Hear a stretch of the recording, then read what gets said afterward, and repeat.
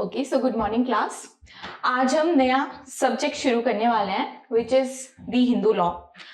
तो इसके पहले आपने मुस्लिम लॉ पढ़ा होगा एंड एज यू नो कि these all are the part of the personal laws और द फैमिली लॉ।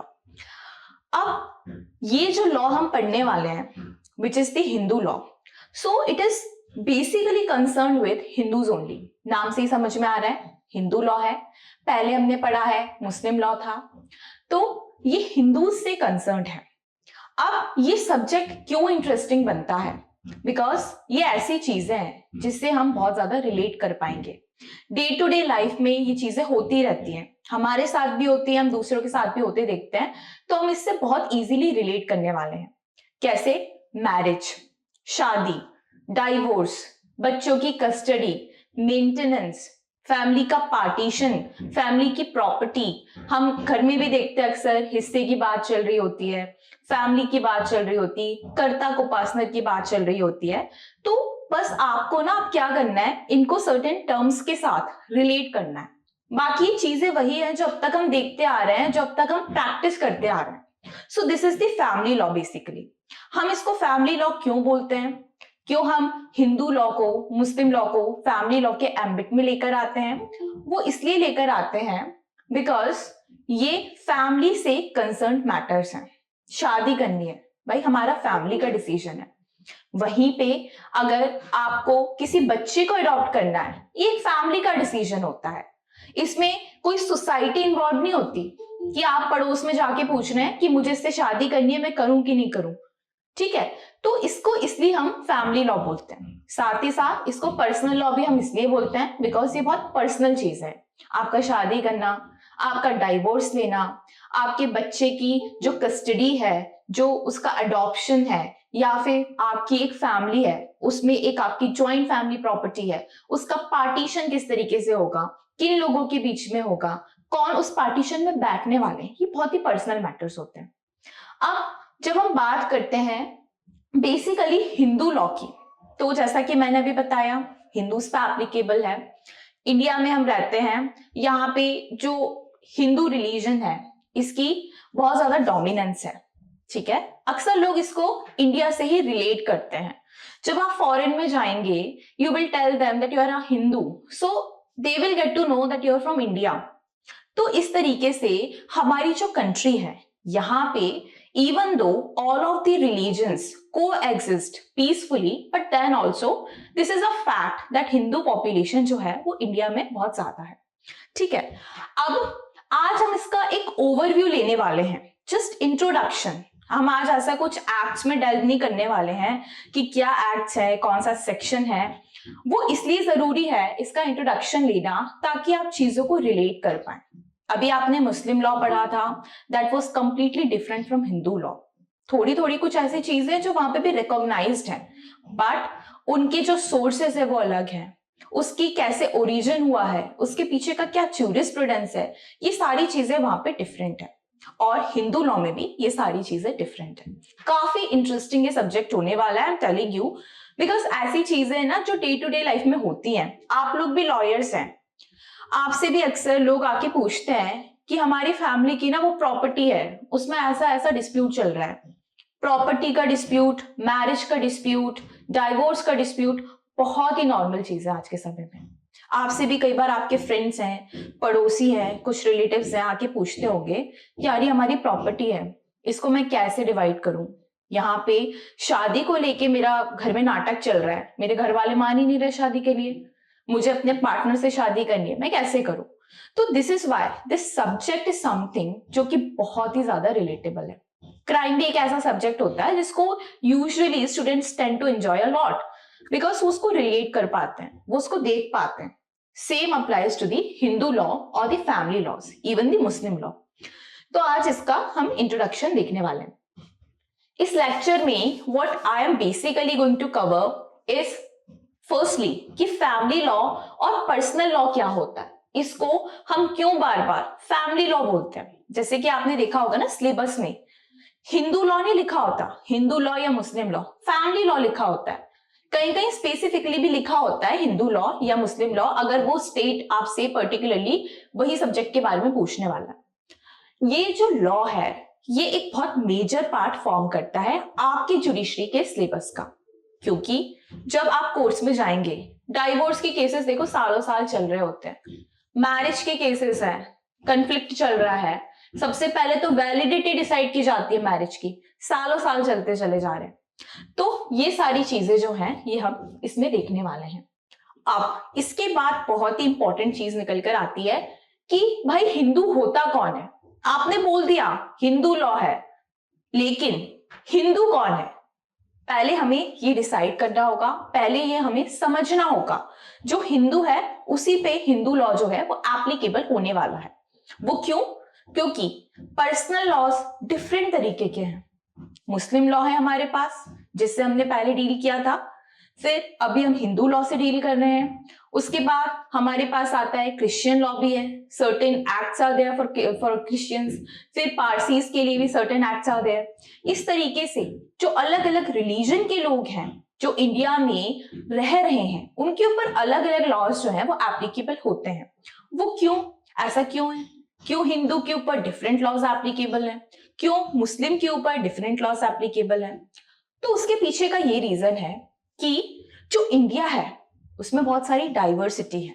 कंट्री के अंदर यू सी कि आप थोड़ी थोड़ी देर में आप देखेंगे तो कॉलोनीज भी आपको मिल जाएंगी कि मुस्लिम की कॉलोनी है, यहाँ पे पारसीज रहते हैं। सो this is how it is. काफी सारे पार्ट्स में इंडिया बटा हुआ था, प्रोविंसेस में। वहां पे डोमिनेंस किसी पर्टिकुलर रिलीजन की पॉपुलेशन का हुआ करता था, उनकी लैंग्वेज अलग होती थी, ठीक है, उनका रहने का तरीका अलग होता था, the way they used to celebrate the festivals वो अलग होता था, उनके घर में जो उनका खाना खाने का तरीका है, वर्शिप करने का तरीका है, सब कुछ डिफरेंट होता था। अब आप सोचें कि इवन दो अभी यहाँ पे ये भी कंसेप्ट चल रहा है कि यूसीसी को लेकर आना चाहिए, वो भी ठीक है, लेकिन जब हम इसके ओरिजिन की बात करें, इसको हम बहुत पहले से देखते हैं, तो हम ये समझते हैं कि भाई इतने डाइवर्सिटी थी, अलग अलग जगह पे अलग अलग तरीके के लोग रह रहे थे, जिनका रहने का तरीका, बोलने का तरीका, भगवान को प्रेज करने का तरीका अलग था। तो क्यों हम उनपे एक सेट ऑफ यूनिफॉर्म रूल्स को अप्लाई करते? अगर हम ऐसा करते तो वो उससे रिलेट नहीं कर पाते। मुस्लिम्स को लगता है यार ये तो मेरी मतलब जो बेसिक नेसेसिटीज हैं उनका ये तो वायलेशन हो रहा है, मैं नहीं अपने आप को रिलेट कर पा रहा हूं कि एक हिंदू कैसे रहता है या एक पारसी कैसे रहता है। वहीं पे पारसी को भी यही लगता। वहीं पे अगर मैं बात करूं क्रिश्चियंस हैं, उनके भी रहने का तरीका, वर्शिप का तरीका अलग है। तो इसीलिए हमारे पास different sets of personal laws हैं। यूसीसी शायद आने वाले समय में आ सकता है, वो एक अलग चीज है। क्यों? क्योंकि सोसाइटी बहुत ज्यादा चेंज हो रही है, अब लोगों की जो सोच है वो बदल रही है। इंटरकास्ट मैरिज तो होती ही आ रही थी, अब इंटर रिलीजन मैरिजेस भी हो रही है। अब आप देख रहे हैं तो LGBTQ कम्युनिटी भी अपने लिए राइट्स की डिमांड कर रही है। तो यू सी कि सोसाइटी ना हमेशा एक जैसे कभी नहीं रह सकती, ये चेंज होती रहेगी और उसके अकॉर्डिंगली हमें लॉस को चेंज करना पड़ेगा। तो जब मैं अगर बात करूं पहले की, सालों पहले की, तो इस तरीके से पर्सनल लॉस को डिवाइड किया गया था ताकि जो डिफरेंट सेक्ट्स, रिलीजन, कम्युनिटी के लोग हैं उनके लिए, उनके राइट्स को प्रिजर्व करने के लिए सर्टेन लॉज बनाए जाएं, ताकि वो बहुत डिफरेंट भी फील ना करें और उनको ऐसा फील ना हो कि उनके ऊपर कोई चीज इंपोज की जा रही है। So today we are dealing with Hindu law. अब इसमें हम आगे ये भी कवर करने वाले हैं कि ये तो हो गया हिंदू लॉ, बट दूसरे जो रिलीजन के लोग हैं, what laws apply to them? Like we have other personal laws, Special Marriage Act is also there. अब जब आप देखेंगे कि क्रिश्चियन मैरिज एक्ट है, पारसी मैरिज एक्ट है, स्पेशल मैरिज एक्ट भी है, हिंदू मैरिज एक्ट भी है, मुस्लिम्स में अलग तरीके से शादी हो रही है, तो इन सारी चीजों में बेसिकली छोटे छोटे से डिफरेंसेस होते हैं, जिसको भी हम थोड़ा एक ओवरव्यू लेके समझने वाले हैं। अब सबसे इंपॉर्टेंट चीज निकल कर आती है, वो ये है कि हिंदू लॉ के सोर्सेस क्या हैं। आपने तो बना दिया लॉ, आपने कह दिया कि आपको 7 स्टेप्स लेके एक मैरिज करनी है, आपने कह दिया कि बच्चों को अडॉप्ट करने का ये तरीका होता है, लेकिन इसका सोर्स क्या है, इसकी उत्पत्ति क्या है, क्या आप एक दिन सुबह उठे और आपने देखा कि ये लॉ है? ऐसा तो नहीं होता है. There has to be some kind of jurisprudence behind this, some history behind this, जिसको एक सेट फॉर्म में हमने अब धीरे धीरे करके कोडिफाई भी किया है लेजिस्लेशंस के फॉर्म में. तो बेसिकली आप इसको एक स्टोरी की तरह समझिएगा. ठीक है, बहुत इंटरेस्टिंग है, हिस्ट्री है, काफी इंटरेस्टिंग है. एक स्टोरी की तरह समझिएगा, अपने माइंड में एक पिक्चर फॉर्म करते रहिएगा कि अच्छा ऐसा हुआ था, इसके बाद हिंदू लॉ ऐसा ऐसे बना था. और आज के समय में जो है वो तो आप देख ही रहे हैं. आपके पास बेयर एक्ट्स हैं, हिंदू मैरिज एक्ट उस पर लिखा हुआ है, Hindu adoption and maintenance act उस पर लिखा हुआ है. तो ये जो है ये तो आज हमारे सामने प्रेजेंट फॉर्म में इसको आप देख पा रहे हैं. लेकिन इसका ओरिजिन कैसे हुआ है, कैसे कैसे करके through out the years various developments इसमें हुए हैं. अब जब मैं बात करूं ना हिंदू रिलीजन की, सो it is one of the oldest religions. इसका पर्टिकुलरली ओरिजिन कब हुआ है किसी को नहीं पता, नहीं पता. कोई आपको ईयर नहीं बता पाएगा कि इस ईयर से हिंदू रिलीजन शुरू हुआ है. अब देखिए हिस्ट्री जो है ना वो 100% सही तो कभी नहीं हो सकती. उस समय we did not have means, हमारे पास ऐसे लिखने का टेक्नोलॉजी नहीं थी, लिखने का तरीका भी नहीं था. धीरे धीरे करके लोगों ने पत्तों पे लिखना सीखा, इंक को बनाया, धीरे धीरे फिर प्रिंटिंग प्रेस का आविष्कार हुआ. अब इतनी टेक्नोलॉजी बढ़ गई है. उस समय जब आप देखेंगे ना तो people were yet to discover a lot of things. वो धीरे धीरे चीजों को डिस्कवर कर रहे थे. Even though they had a lot of knowledge about certain things, but वो उसको आगे पास ऑन इसलिए नहीं कर पा रहे थे because they did not have any means. उनके पास ऐसे कोई तरीके नहीं थे. आज आप देखिए, आपके मन में कोई चीज आया, आपने तुरंत उसको लिखा, आपने उसको शेयर कर दिया, वो वायरल हो जाता है. पहले के समय में ऐसा नहीं था. टेक्नोलॉजी तो दूर की बात है, बेसिक चीजें भी नहीं हुआ करती थी लोगों के पास. तो इसलिए हिंदू लॉ का जो ओरिजिन है वो कब हुआ ये कोई नहीं बता सकता. पारस दीवान जो है, जिनकी बुक है हिंदू लॉ पे, it is a really good book, उनका कहना है कि 6000 साल पुराना है. वहीं पे डॉक्टर कुसुम का कहना है, she is also a really good professor of law, basically family law, उनका ये कहना है ये 8000 साल पुराना है. किसी का कुछ कहना है. सो कोई यहाँ पे सही और गलत नहीं है. बेसिकली बात बस इतनी है कि ये एक बहुत ही पुराना रिलीजन है, जो हम कह सकते हैं कि सालों पुराना है. ईयर्स अगो इसका इवोल्यूशन होना शुरू हुआ था, लोगों ने इसको प्रैक्टिस करना शुरू करा था. बट कब हुआ था, एग्जैक्ट ईयर क्या है, ये आपको कोई नहीं बता सकता. ओके, तो इसके जो सोर्सेज हैं, लाइक इसकी उत्पत्ति कैसे हुई है, एंशियंट सोर्सेज क्या थे, बहुत पुराने सोर्सेज क्या थे, मॉडर्न आज के समय में हम कैसे उसमें बदलाव कर रहे हैं, लॉज में क्या चल रहा है, ये सारे सोर्सेस क्या हैं. उसके बाद हम स्कूल्स को भी देखने वाले हैं. Not in this lecture because ये लेक्चर काफी लंबा चलने वाला है, probably in next lecture. Mitakshara, Dayabhaga, ये आपने बहुत सुना होगा. आप जब प्रीवियस ईयर्स के पेपर्स को देखेंगे, बार बार मिताक्षरा, दया भगा स्कूल से आपको क्वेश्चंस पूछे गए हैं. इवन यूपीएससी में भी 2 साल पहले मिताक्षरा, दया भगा से ऐसे क्वेश्चंस आए थे. तो यहाँ पे ये बात नहीं है कि ये लॉ का पार्ट है तो जुडिशरी वाले इसे पढ़ेंगे. ये हमारा कल्चर है, ये हमारे इंडिया का कल्चर है, जो नेवरदलेस आपको पता होना चाहिए कि रिलीजन है तो वो कैसे फॉर्म हुए हैं, why there is a lot of diversity. It is the beauty of India actually, कि इतने डाइवर्स लोग होके भी हम इतने अच्छे से यहाँ पे कोएग्जिस्ट कर रहे हैं, एक दूसरे को समझ पा रहे हैं. इतने सारे यहाँ पे अच्छे अच्छे रिलीजन है, हमारे पास इतना अच्छा अवसर है कि हम उनकी स्टडी कर पा रहे हैं, उन चीजों को समझ पा रहे हैं. As a lawyer, as a jurist, as a law student, even आपको ये सारी चीजें पता होनी चाहिए, जिससे आपका माइंड ना बहुत ब्रॉडन अप होता है. आप लॉज को फिर इस तरीके से लिंक कर पाएंगे.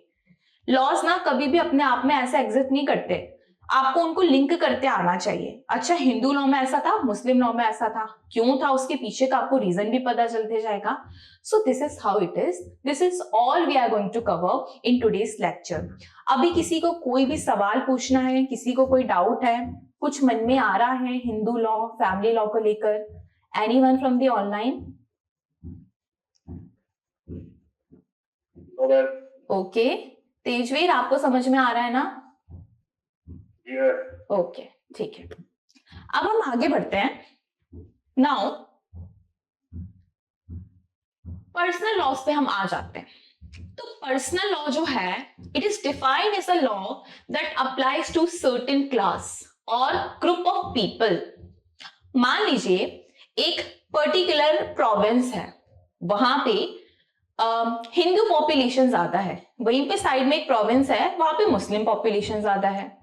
अब जब लोग ढेर सारे साथ में मिलते हैं, वो एक साथ रहते हैं, तो उनके रहने के तरीके, उनका खाना खाने का तरीका, उनका वर्शिप का तरीका, उनका भगवान को प्रेज करने का तरीका, फेस्टिवल्स मनाने का तरीका काफी हद तक सेम होता है।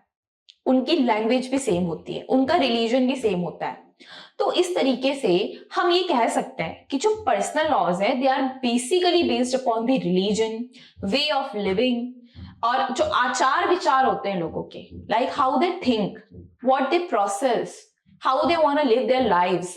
तो इस तरीके से जो पर्सनल लॉज हैं वो बनते हैं। तो बेसिकली जो है ये बेस्ड होते हैं रिलीजन पे। बहुत इंपॉर्टेंट चीज है ये।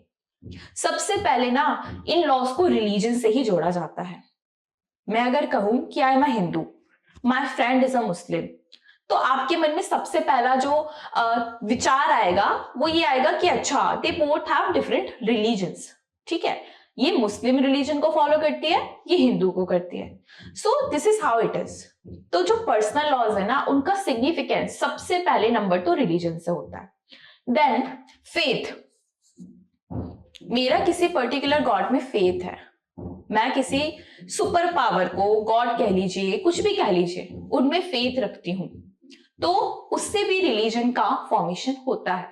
यू सी कि under Hindu religion there are several God's.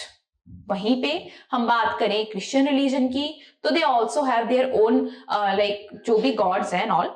इस तरीके से मुस्लिम में भी होता है। तो यहाँ पे फेथ की बात है कि आपको किस सुपर पावर पे, किस गॉड पे किस तरीके का फेथ है, किस रिलीजन पे आपको किस तरीके का फेथ है। अब फेथ इज समथिंग जो कि चेंज भी हो सकता है। आपने देखा है लोग कन्वर्जन करते हैं। Even though a person is born as a Hindu, वो बड़े होते हैं, वो डिफरेंट तरीके के रिलीजन्स को स्टडी करते हैं, फिर एक दिन उन्हें ऐसा फील होता है कि क्रिश्चियनिटी इज समथिंग या जैनिज्म इज समथिंग जिससे मैं और ज्यादा रिलेट कर पा रहा हूं, तो they convert into that particular religion. So this also happens, it's completely fine कि आपका फेथ है, आपको किसी चीज पे विश्वास है, आपका ये वे ऑफ लिविंग है, तो आप उसको अकॉर्डिंगली चेंज कर रहे हैं। देन आता है culture. This is also extremely important, किस तरीके का कल्चर आप फॉलो कर रहे हैं। नॉर्थ में कुछ अलग कल्चर फॉलो होता है, साउथ में अलग कल्चर फॉलो होता है। मैरिजेस में भी आप देखेंगे यूनिफॉर्मिटी नहीं है। आप अपनी किसी साउथ इंडियन फ्रेंड की वेडिंग में चले जाइए, वो कंप्लीटली डिफरेंट होगी। वहीं पे आप नॉर्थ में चले जाइए, किसी कश्मीरी फ्रेंड की वेडिंग में चले जाइए, वो डिफरेंट होगी। तो यहाँ पे जो कल्चर है वो भी बदलते चले जाता है। सो कल्चर, फेथ और रिलीजन के अकॉर्डिंग बनते हैं पर्सनल लॉस। वो इसीलिए ताकि उनकी socio economical and political needs को समझा जा सके। उनका कल्चर क्या डिमांड कर रहा है, कैसे डिमांड कर रहा है, हार्मनी कैसे बनी रह सकती है, उनके जो राइट्स हैं वो किस तरीके से हम प्रिजर्व करके रख सकते हैं, किसी तरीके से उनको इतनी बड़ी कंट्री में जहां इतने डाइवर्स तरीके के लोग रहते हैं कोई प्रॉब्लम ना हो, तो इस बात का खास ध्यान रखा जाता है। और ये सारे जो प्रोविजंस है ना, ये जो कॉन्स्टिट्यूशन है विच is the grand norm of our country, उसको भी रिफ्लेक्ट करते हैं। सबसे पहले जब आप कॉन्स्टिट्यूशन पढ़ेंगे तो उसमें सबको राइट्स दिए गए हैं, स्पेशल नीड्स का भी लोगों का ध्यान रखा गया है। अगर reservation is there, so that is based on some kind of rational. ऐसा नहीं कि उठा के किसी को भी ऐसे ही रिजर्वेशन दे दिया। लोगों की अलग अलग नीड्स हैं, उनकी अलग अलग जरूरतें हैं, उनको ध्यान में रखते हुए इस तरीके से हमने चीजों को यहाँ पे डिवाइड किया है। तो पर्सनल लॉज ना कभी भी ध्यान रखिएगा, they are related to the religion, okay, and faith and culture. अब personal laws is the law by which an individual is governed in respect of various matters। जैसे कि अभी आपको बताया था कौन से मैटर्स हैं वो, तो वो है मैरिज। मैरिज कैसे होगी, अगर दो हिंदू आपस में शादी करना चाह रहे हैं तो किस तरीके से उनकी मैरिज होगी। एक सिख है, एक हिंदू है, वो आपस में शादी करना चाह रहे हैं, तो क्या वो आनत करज के तहत करेंगे या वो हिंदू रीति रिवाजों के तहत करेंगे? तो इस तरीके से जो पार्टीज हैं दे डिसाइड देमसेल्व्स कि उनकी शादी किस तरीके से होगी। It is their personal matter, this is why it is called the personal laws और the family laws. Then divorce उनको कैसे लेना है, डाइवोर्स के लिए उनको कहां जाना है? मुस्लिम्स में you see there are certain provisions कि उनको डायरेक्टली कोर्ट नहीं जाना पड़ता। ट्रिपल तलाक को अगर हटा दें तो देयर आर अदर वेज जिसके तहत वो डाइवोर्स ले सकते हैं। हिंदू को अगर लेना होगा तो वो कैसे लेगा, वहीं पे क्रिश्चियन को लेना होगा तो वो कैसे डाइवोर्स लेगा? Again it is a personal matter, but that has to be in accordance with the law. अब मेंटेनेंस आ रहा है। मेंटेनेंस आपने देखा है सेक्शन 125 सीआरपीसी भी मेंटेनेंस की बात करता है, जबकि हम देखते हैं मेंटेनेंस तो एक बहुत पर्सनल मैटर है, फैमिली लॉ का एक सिविल मैटर है। फिर वो सीआरपीसी क्रिमिनल प्रोसीजर में क्यों है? तो उसका भी रीजन है। तो इस तरीके से आप देखेंगे कि पार्टी को क्या पर्सनल लॉ के अंदर मेंटेनेंस चाहिए। हिंदू मैरिज एक्ट के अंदर अगर कोई शादी हुई है, उनकी शादी को लेके डाइवोर्स हो रहा है, किस तरीके का कंफ्लिक्ट हो रहा है, उनको मेंटेनेंस चाहिए, तो क्या वो हामा एक्ट के अंदर लेंगे या वो सेक्शन 125 सीआरपीसी के अंदर लेंगे? तो it depends, basically it is again a personal matter. Then adoption की बात है, तो वो किस मेथड से अडॉप्ट करने वाले हैं, क्या वो एलिजिबल है, कौन सा लॉ उन्हें ऑथराइज कर रहा है फॉर द अडॉप्शन, ये सारी चीजें भी देखी जानी चाहिए। Why? Because adoption is a sensitive matter. Again, आप किसी बच्चे को अपने घर में लेकर आ रहे हैं, will you be able to look after that particular child और नॉट? क्या आप खुद में इतने सक्षम है कि आप किसी को अडॉप्ट कर सकते हैं? क्या उस चाइल्ड का कोई दूसरा रिलीजन था? किस तरीके से आप उसको रेज करेंगे? क्या आप उसको प्रोवाइड कर सकते हैं? ये सारे ना फैमिली के मैटर होते हैं। फैमिली का जो मैटर है दैट इज वेरी पर्सनल।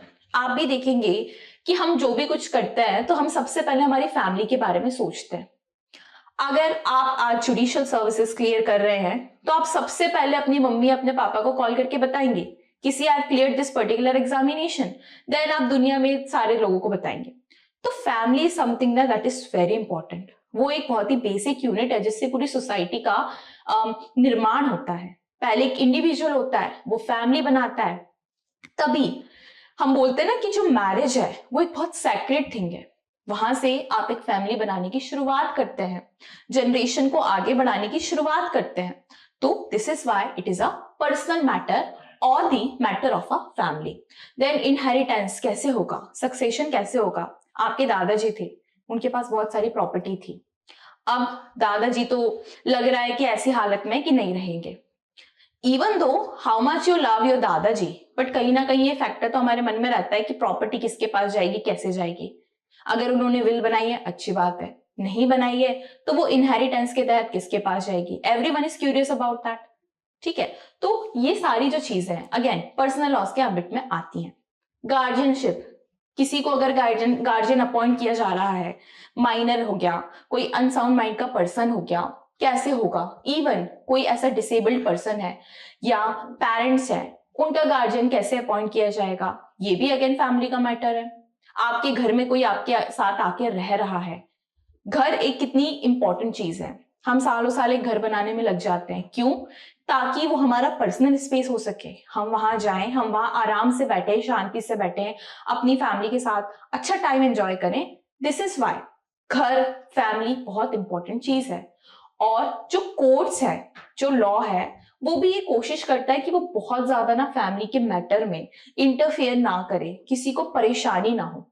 ठीक है, इसके बाद टाइप्स क्या हो सकते हैं पर्सनल लॉस के? तो सबसे पहला तो है हिंदू लॉ, जिसको आज हम डील करने वाले हैं। ये बहुत ही oldest, one of the oldest religions है, जहां पे ये इंडिया में अभी भी बहुत ज्यादा माना जाता है। And it is based on the Hindu holy scriptures such as Veda, Upanishads, आपने सुने होंगे ऋग्वेद, सामवेद। घर में हमारे जो दादी दादा होते हैं, मम्मी पापा होते हैं, they tend to study Vedas. Even आपको भी वो कई बार बताते, स्टोरीज बताते होंगे, यहाँ वेद में ऐसा लिखा है, ये ऐसा है। Sometimes they tell you the stories. Even आजकल तो कोविड के टाइम पे रामायण एंड ये सब वेदा वगैरह का बहुत ज्यादा फिर से ट्रेंड चला था। तो ये जो वेदास, उपनिषद है, ये सब आपने सुना हुआ है। अभी ऐसा कुछ नहीं है कि बहुत नई चीजें निकल कर आ रही है कि भाई मैम ये शादी क्या होती है, मैरिज क्या होती है, मैंने तो आज तक सुना ही नहीं। मुझे तो पता ही नहीं, समझ में ही नहीं आ रहा। फिर वही वेदा क्या होते हैं मैंने तो कभी सुना ही नहीं, ऐसा नहीं है, ये सब आपने सुन रखा है, बस आपको कनेक्ट करना है लॉ के साथ, ठीक है। और भगवत गीता हो गया, मनुस्मृति हो गया, ये सारी चीजें, ये सारे ही सोर्सेज हैं हिंदू लॉ के। देन मुस्लिम लॉ की मैं अगर बात करूं तो they have the holy Quran, they have Hadith, उनके पास अपने पर्सनल लॉज हैं। प्रॉफिट मोहम्मद ने कुछ प्रीच किया था, उनको लॉ के फॉर्म में उतारा गया, उन शब्दों को लॉ के फॉर्म में आज भी वो लोग मानते हैं। तो this is how you see कि जिसका जैसा जैसा फेथ था, जैसा जैसा वो रिलीजन में फेथ रखते थे, उस तरीके से उनके लॉज भी बनते चले गए। Then we have Christian law, तो again the holy Bible is there, Jesus थे, उन्होंने क्या कहा था, उन्होंने क्या आगे प्रीच किया था, ये सारी चीजें वहां से पता चलती है। जो बहुत बेसिक सोर्स है मैं अभी आपको वो बता रही हूँ। लाइक आप अभी के सिनेरियो में ये सब मत इमेजिन करिएगा। When I tell you about the Vedas, when I tell you about the Holy Quran or the Holy Bible, it is all about like years ago. बहुत पहले आप अपनी सोच को लेके जाइएगा, क्योंकि हो सकता है कि अगर आप उसको आज के समय से रिलेट करें तो थोड़ा आपको ऐसा लगे कि क्या बेतुकी चीज है, लेकिन कुछ भी लॉ में बेतुका नहीं है।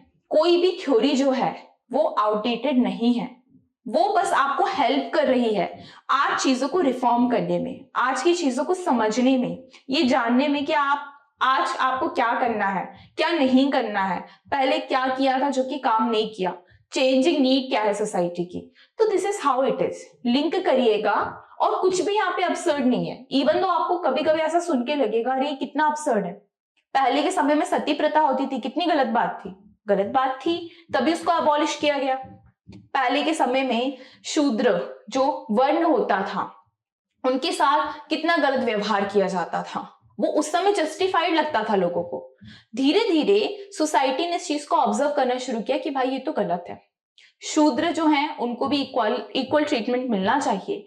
So that is why we have certain laws.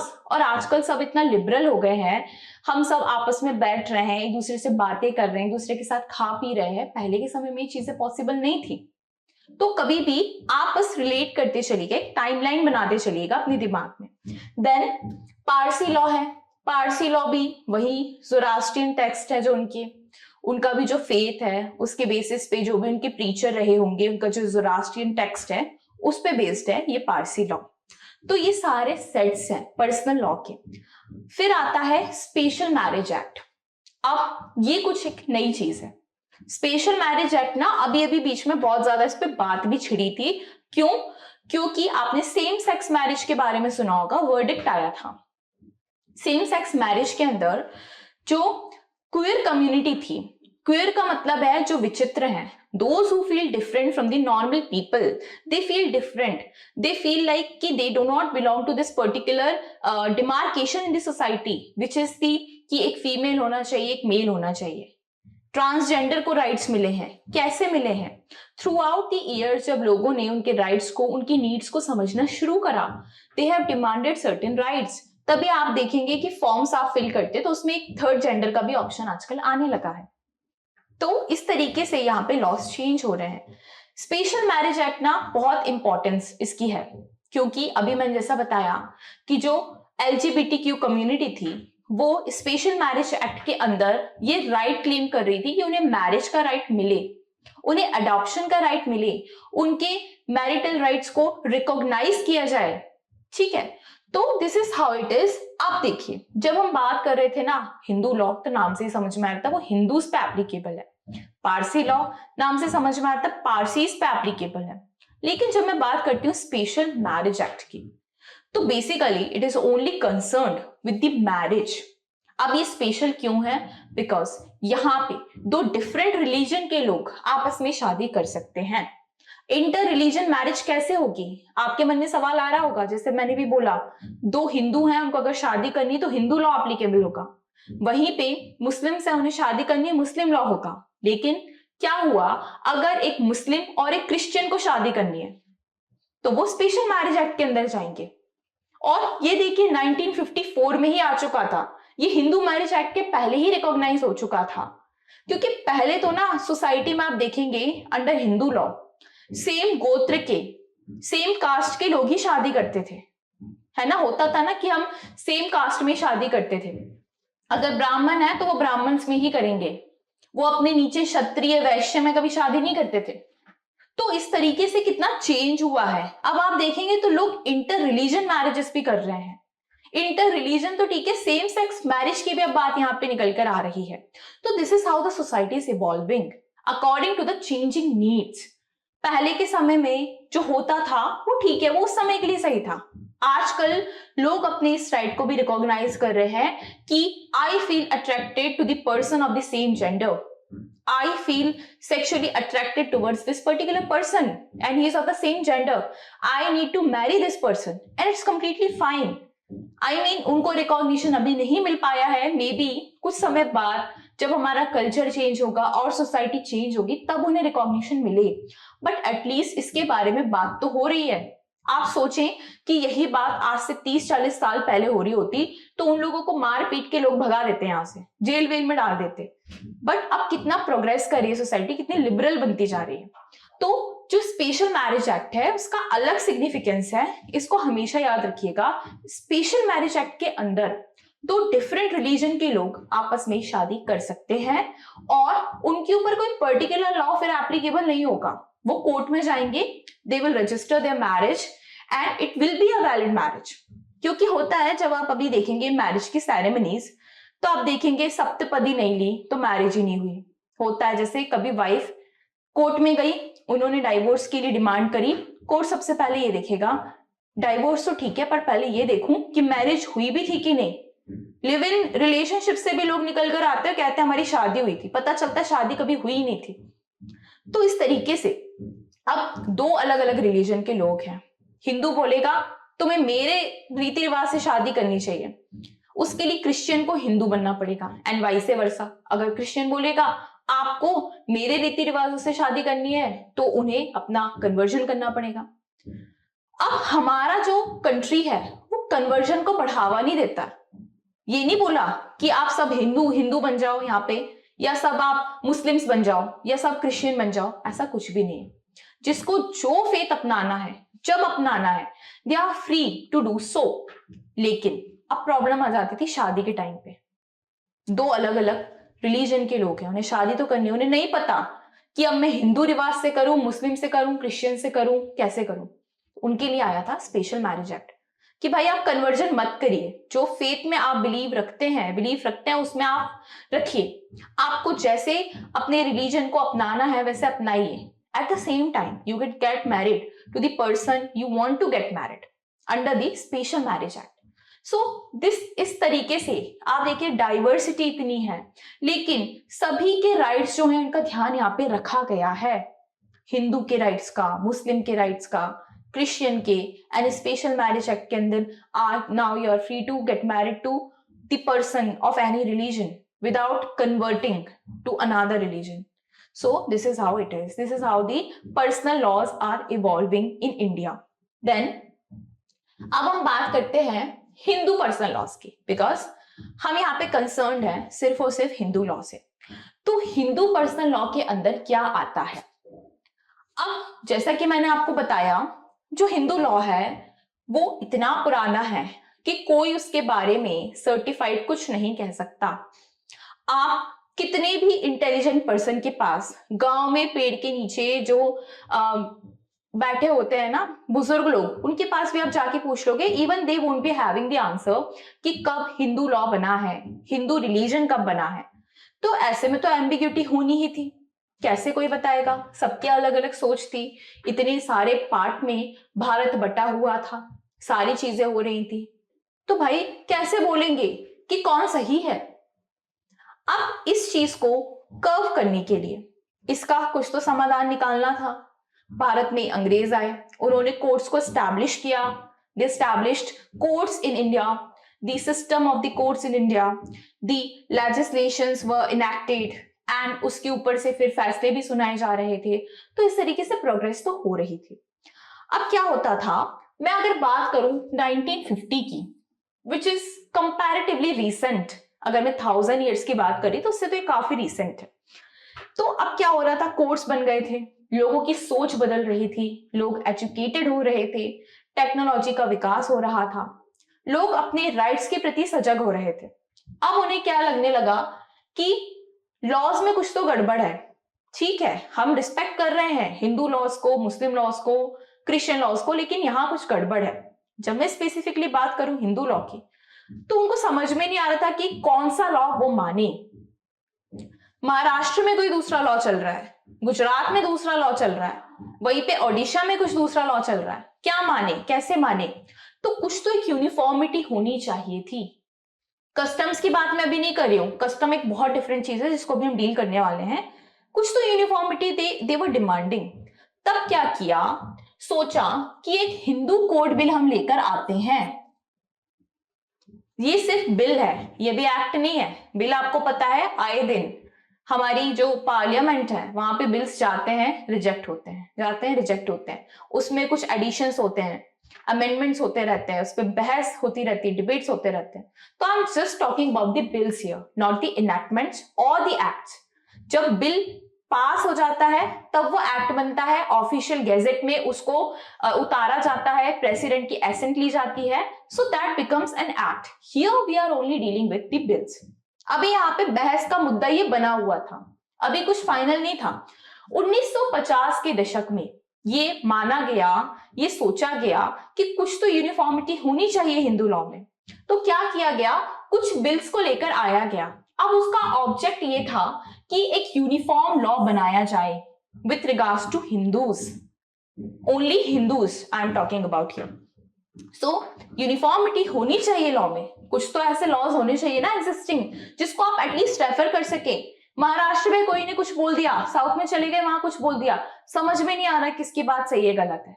ठीक है, इसके बाद to introduce certain changes according to the changing need of the society, and this is really important. पहले के समय में you see under Hindus only there are several division of the caste, sub caste, sects, इस तरीके से होता है। पंडित में भी आप देखेंगे तो कर्ण कुब्ज ब्राह्मण ऊपर होते हैं, उससे भी नीचे होते हैं। हमें ऐसा सुन के लगेगा कि पंडित तो मतलब जो हायरार्की चली आ रही थी वर्णा की एंशिएंट टाइम में, उसमें पंडित को सबसे ऊपर रखा गया था।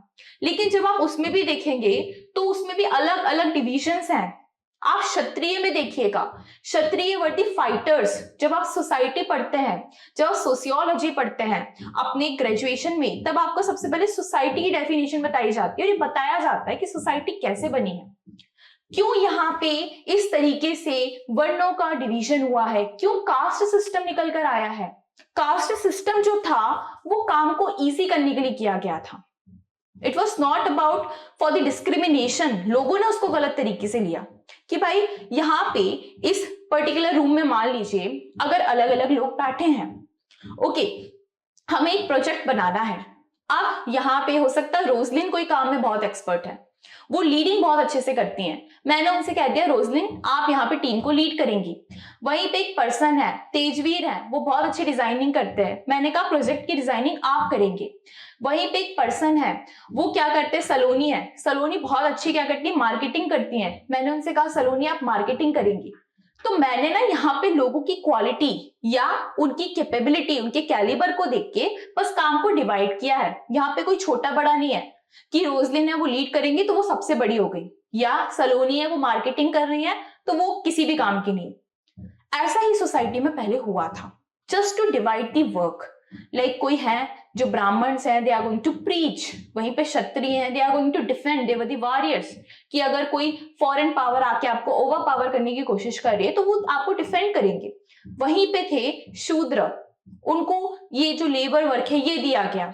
एंड जो जी इस तरीके से आपके जो वैश्य थे वो एग्रीकल्चरिस्ट थे, अब खाओगे क्या, अब अनाज भी तो कोई उगाएगा। और कारीगर्स थे कि कोई लोहे का सामान बनाना है, कोई सोने का सामान बनाना है। तो इस तरीके से उनको बस काम डिवाइड किया गया। लोगों ने अपने जो इल इंटेंशंस थे, जो उनके मन में नेगेटिविटी थी, उसके बेसिस पे ये कह दिया कि भाई ये तो नीचा है ये ऊंचा है। ऐसा कभी कोई सोसाइटी का मोटिव नहीं था कि ऐसा किया जाए। तो नेवरदलेस ये सारी चीजें यहाँ पे चल रही थी। अब लोगों की सोच तो आप नहीं बदल सकते एक दिन में, बट आप उन्हें स्टॉप कर सकते हो, उन्हें ये बता सकते हो कि this is strong, You cannot discriminate on the basis of the caste or the kind of work somebody is engaged into. अगर कोई जूते बनाने का काम कर रहा है तो आप उसको क्यों समाज से अलग कर रहे हो, क्यों उसकी मंदिर में एंट्री नहीं है? तो ये सारी चीजें गलत तो थी, कुछ लोग थे जो इसके विरोध में भी थे, and that is why we see certain legislations, that is why we see reservation, and तभी लोग इतना लिबरल होते जा रहे हैं बिकॉज अब लोगों के पास एजुकेशन है, वो समझ रहे हैं चीजों को कि this is not right. So this is why हमको हमेशा लॉज को according to the changing need of the society change करना चाहिए. सो हियर इसका जो बिल्स आए थे 1950 में with regards to the Hindu law, उनका यही मोटिव था कि वो जो भी इल प्रैक्टिसेस हैं उनको कर्व करे, एक यूनिफॉर्मिटी लेकर आए. पहले आपने देखा था सती प्रथा होती थी, आप किसी महिला का पति नहीं रहा तो उसको कहते थे कि तुम अग्नि में जाके भस्म हो जाओ, अब आपकी कोई लाइफ नहीं बची है. इस तरीके की प्रथा होती थी. पहले के समय में क्या होता था, पॉलीगैमी कितनी चलती थी. राजा महाराजा पॉलीगैमी क्यों करते थे? बिकॉज उनको अपना साम्राज्य बचाना होता था कि भाई जितनी शादियां होंगी, जितनी उनकी ऑफ स्प्रिंग होंगी, जितने उनके चिल्ड्रन होंगे, उस तरीके से उतना उनका मतलब बल बनेगा, उनका एक फोर्स बनेगा, उनकी फैमिली बढ़ेगी. उस चीज को लोगों ने गलत वे में लेके पॉलीगैमी को आगे बढ़ाया. तभी अब that is a punishment under Indian penal code. अगर मैं पुराने लॉज की बात करूं, bigamy is the punishable offence. तो this is how you see कि पहले वो चीज अलाउड थी, लोगों ने उसके पीछे का रीजन नहीं देखा. सोसाइटी तो चेंज हो गई, अब कोई राजा महाराजा नहीं है, अब सिर्फ पॉपुलेशन का खतरा है. पॉपुलेशन कितनी बढ़ती जा रही है, तो पहले polygamy was allowed, but even today there are certain religions where polygamy, even in south certain communities are there. कुछ ऐसी castes हैं, कुछ ऐसे tribes हैं जहां पे polygamy allowed है, लेकिन फिर भी bigamy is prohibited. Hindu law के अंदर एक से आपने दूसरी शादी कर ली, so that is a punishable offense under Indian Penal Code. तो इस तरीके से आप देख रहे हैं कि हमें सोसाइटी के साथ साथ लॉस को चेंज करना है. दैट इज वाई अमेंडमेंट्स आए दिन आते रहते हैं. सबसे ज्यादा आप अगर लाइव लॉ खोल के देखेंगे तो फैमिली लॉ में आप देखिए कितने अमेंडमेंट्स आते रहते हैं, क्योंकि बहुत पर्सनल मैटर है.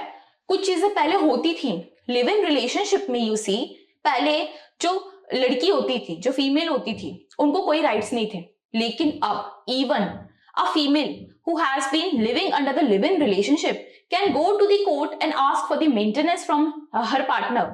वाइस वर्सा भी हो रहा है. पहले हस्बैंड को कोई मेंटेनेंस नहीं मिलता था, अगर अब डाइवोर्स हो रहा है, वाइफ कमाने में सक्षम है, तो even wife is giving the maintenance to the husband. So this is happening, जो हम कभी सोच भी नहीं सकते थे. ठीक है, अब द हिंदू मैरिज एक्ट इसका मेन पर्पस था. सबसे पहले जब हम हिंदू लॉ पढ़ने वाले हैं ना, आप अपना बैरेक्ट भी देखेंगे जो हिंदू लॉ लिखा है, तो उसमें सबसे पहला जो आप एक्ट पढ़ने वाले हैं that is the Hindu marriage act. सबसे पहले हम मैरिज से ही शुरुआत करेंगे. अभी मैं आपको नेक्स्ट क्लास में संस्कारास पढ़ाने वाली हूं कि यहाँ पे हिंदू रिलीजन के अंदर कौन से संस्कारास हैं जिसको रिकॉग्नाइज किया गया है. कहते हैं ना, सबसे पहले गर्भधारण होता है, गर्भावस्था के बाद फिर एक बच्चे का जन्म होता है, फिर वो कैसे कैसे बड़ा होता है, सर्टेन संस्कार्स आर देयर जो उसको फुलफिल करने होते हैं. तो marriage is also one of the sanskars, कि बच्चा बड़ा हुआ, सर्टेन एज पे आया, उसने शादी करी, फिर अपनी पीढ़ियों को आगे बढ़ाया. So this is one of the sanskars. अब हम यहाँ पे सबसे पहले आगे आने वाली कक्षाओं में हिंदू मैरिज एक्ट से डील करने वाले हैं. नाम से ही समझ में आ रहा है हिंदू की मैरिज कैसे होती है. ठीक है, 1900 ये गलत लिखा है, ये एक्चुअली आया था 1955 में. ओके, 1995 में नहीं आया था. सो this is the Hindu marriage act. इसका मेन पर्पस क्या था, क्यों इस एक्ट को लेकर आया गया? जैसे मैंने भी बताया, 1950 के दशक के दौरान the decade was all about the amendments in the Hindu laws. So 55 में क्या आया था, हिंदू मैरिज एक्ट आया था. वो इसलिए आया गया क्योंकि यहाँ पे इसका पर्पस था कि जो भी एग्जिस्टिंग लॉज हैं उनको अमेंड करना है, कोडिफाई करना है relating to the marriage among Hindus and others. अब कोई मुझे बताएगा ये अदर्स यहाँ पे क्यों लिखा हुआ है? अभी तो मैंने कहा कि अगर हिंदू है, क्रिश्चियन है, तो वो तो स्पेशल मैरिज एक्ट में जाएगा. फिर मैंने यहाँ पे अदर्स क्यों लिखा है? Is it incorrect? क्या है इसका मतलब?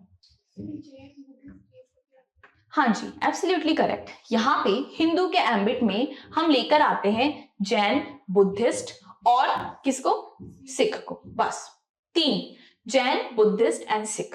पारसीज को हमने इंक्लूड नहीं किया।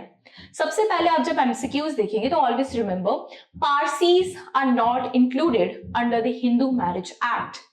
सिख है इंक्लूडेड। सिख की जो शादी है वो हिंदू तरीके से हो सकती है, they are govern under the Hindu marriage act. वहीं पे ज्यूज जो है वो हिंदू मैरिज एक्ट के अंदर नहीं आते। बुद्धिस्ट आते हैं, Jew, Parsi, Christian and Muslims. They are outside the ambit of the Hindu Marriage Act. Always remember this thing. So this particular act deals with the marriage of a Hindu and अगर कोई सिख भी शादी कर रहा है या जैन भी शादी कर रहा है तो वो हिंदू मैरिज एक्ट के अंदर शादी कर सकते हैं। इसके बाद आता है Hindu succession act. Very important, very very important. Why? Because हमने टीपीए पढ़ा है। टीपीए में तो जब आप जीवित हैं आपने प्रॉपर्टी को आगे एलिनेट कर दिया, ट्रांसफर कर दिया।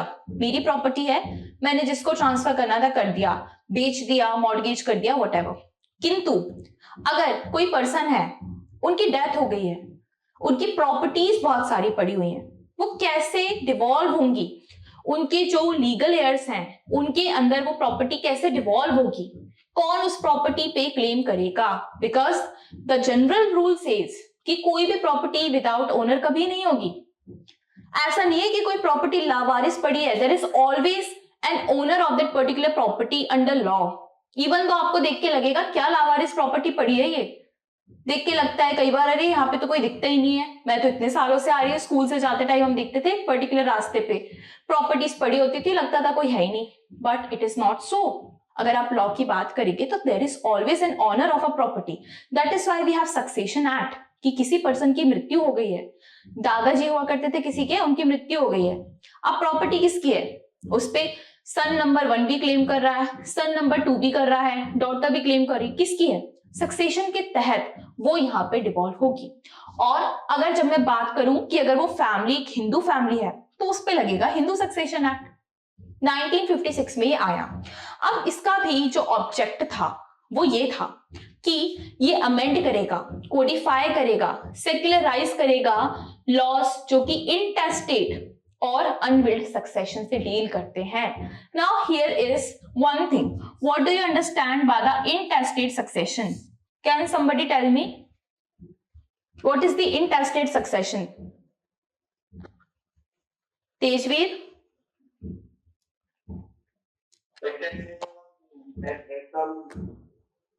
हाँ बोलो। Intestate, Mansi is saying in between living. Well, आप कंफ्यूज हो गए हो Mansi? See, the thing is there are two kind of successions. Why am I bringing this up? Because there is this testate and another one is intestate.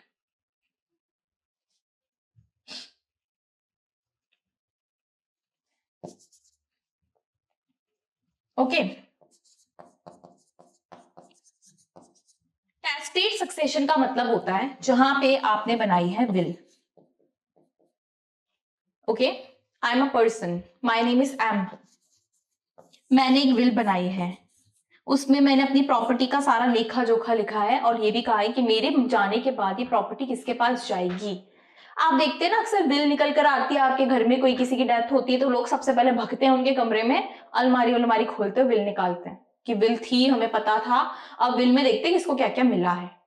तो will का क्या मतलब है? इच्छा। आपकी प्रॉपर्टी की रिगार्डिंग आपकी क्या इच्छा थी कि आपकी प्रॉपर्टी किसके पास जाए? So that is the will which is called the testate succession. आपने अपनी इच्छा के अनुसार जो विल बनाते हैं ना उनको बोलते हैं टेस्टेटर, ठीक है, और उसको बोलते हैं testate succession which is done through a will.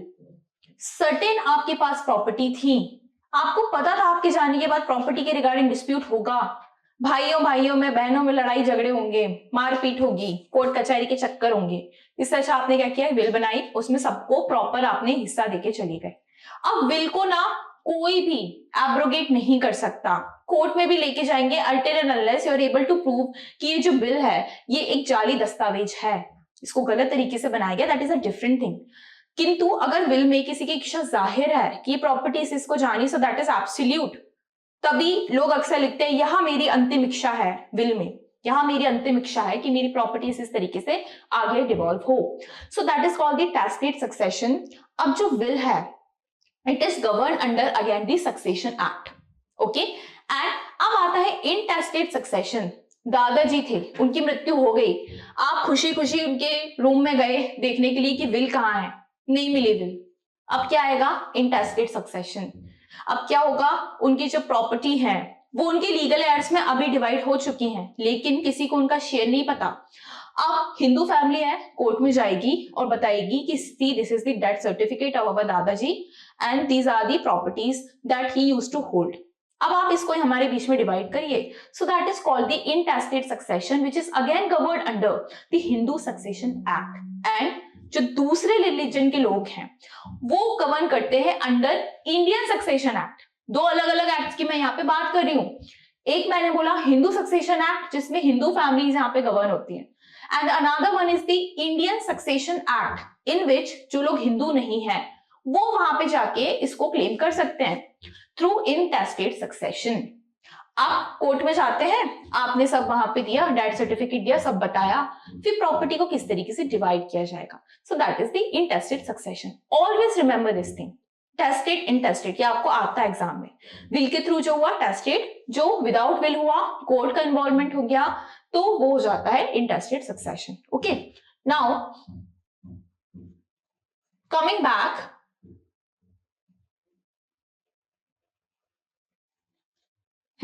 The Hindu minorities and guardianship act. अब ये भी 1956 में एनैक्ट हुआ था। इसका मोटिव ये था कि मॉडिफाई करेंगे और कोडिफाई भी करेंगे सर्टेन प्रोविजंस जो कि हिंदूज के अंदर प्रिवलेंट है थ्रू आउट द इंडियाज, जो कि डील कर रहे हैं माइनॉरिटी से और गार्डियनशिप से। अब ये जो एक्ट्स है ना, ये आपको डिटेल में आगे कवर करवाए जाएंगे जब भी हम एक एक एक्ट्स को कंप्लीट करते चलेंगे, but this is the chronology that we have to follow. अभी ज्यादा मत सोचिएगा कि मैम मुझे तो गार्डियनशिप समझ में ही नहीं आ रहा, मुझे तो माइनॉरिटी पता ही नहीं है। कोई बात नहीं, डिटेल में हम इन एक्ट से डील करेंगे। जस्ट ओवरव्यू आपको दिया जा रहा है कि हिंदू लॉ एक्चुअली है क्या, आपको क्या क्या पढ़ना है हिंदू लॉ के अंदर, ठीक है। अब आगे आता है the Hindu adoption and maintenance act, very important. अगर एक हिंदू फैमिली है, एक कपल है, उनको किसी को अडॉप्ट करना है तो वो कैसे करेंगे? मेंटेनेंस क्लेम करना है किसी स्पाउस को, हस्बैंड या वाइफ किसी को भी, तो वो किस प्रोविजन के अंदर कैसे मेंटेनेंस को क्लेम करेंगे, तो ये भी कोडिफाई करना जरूरी था।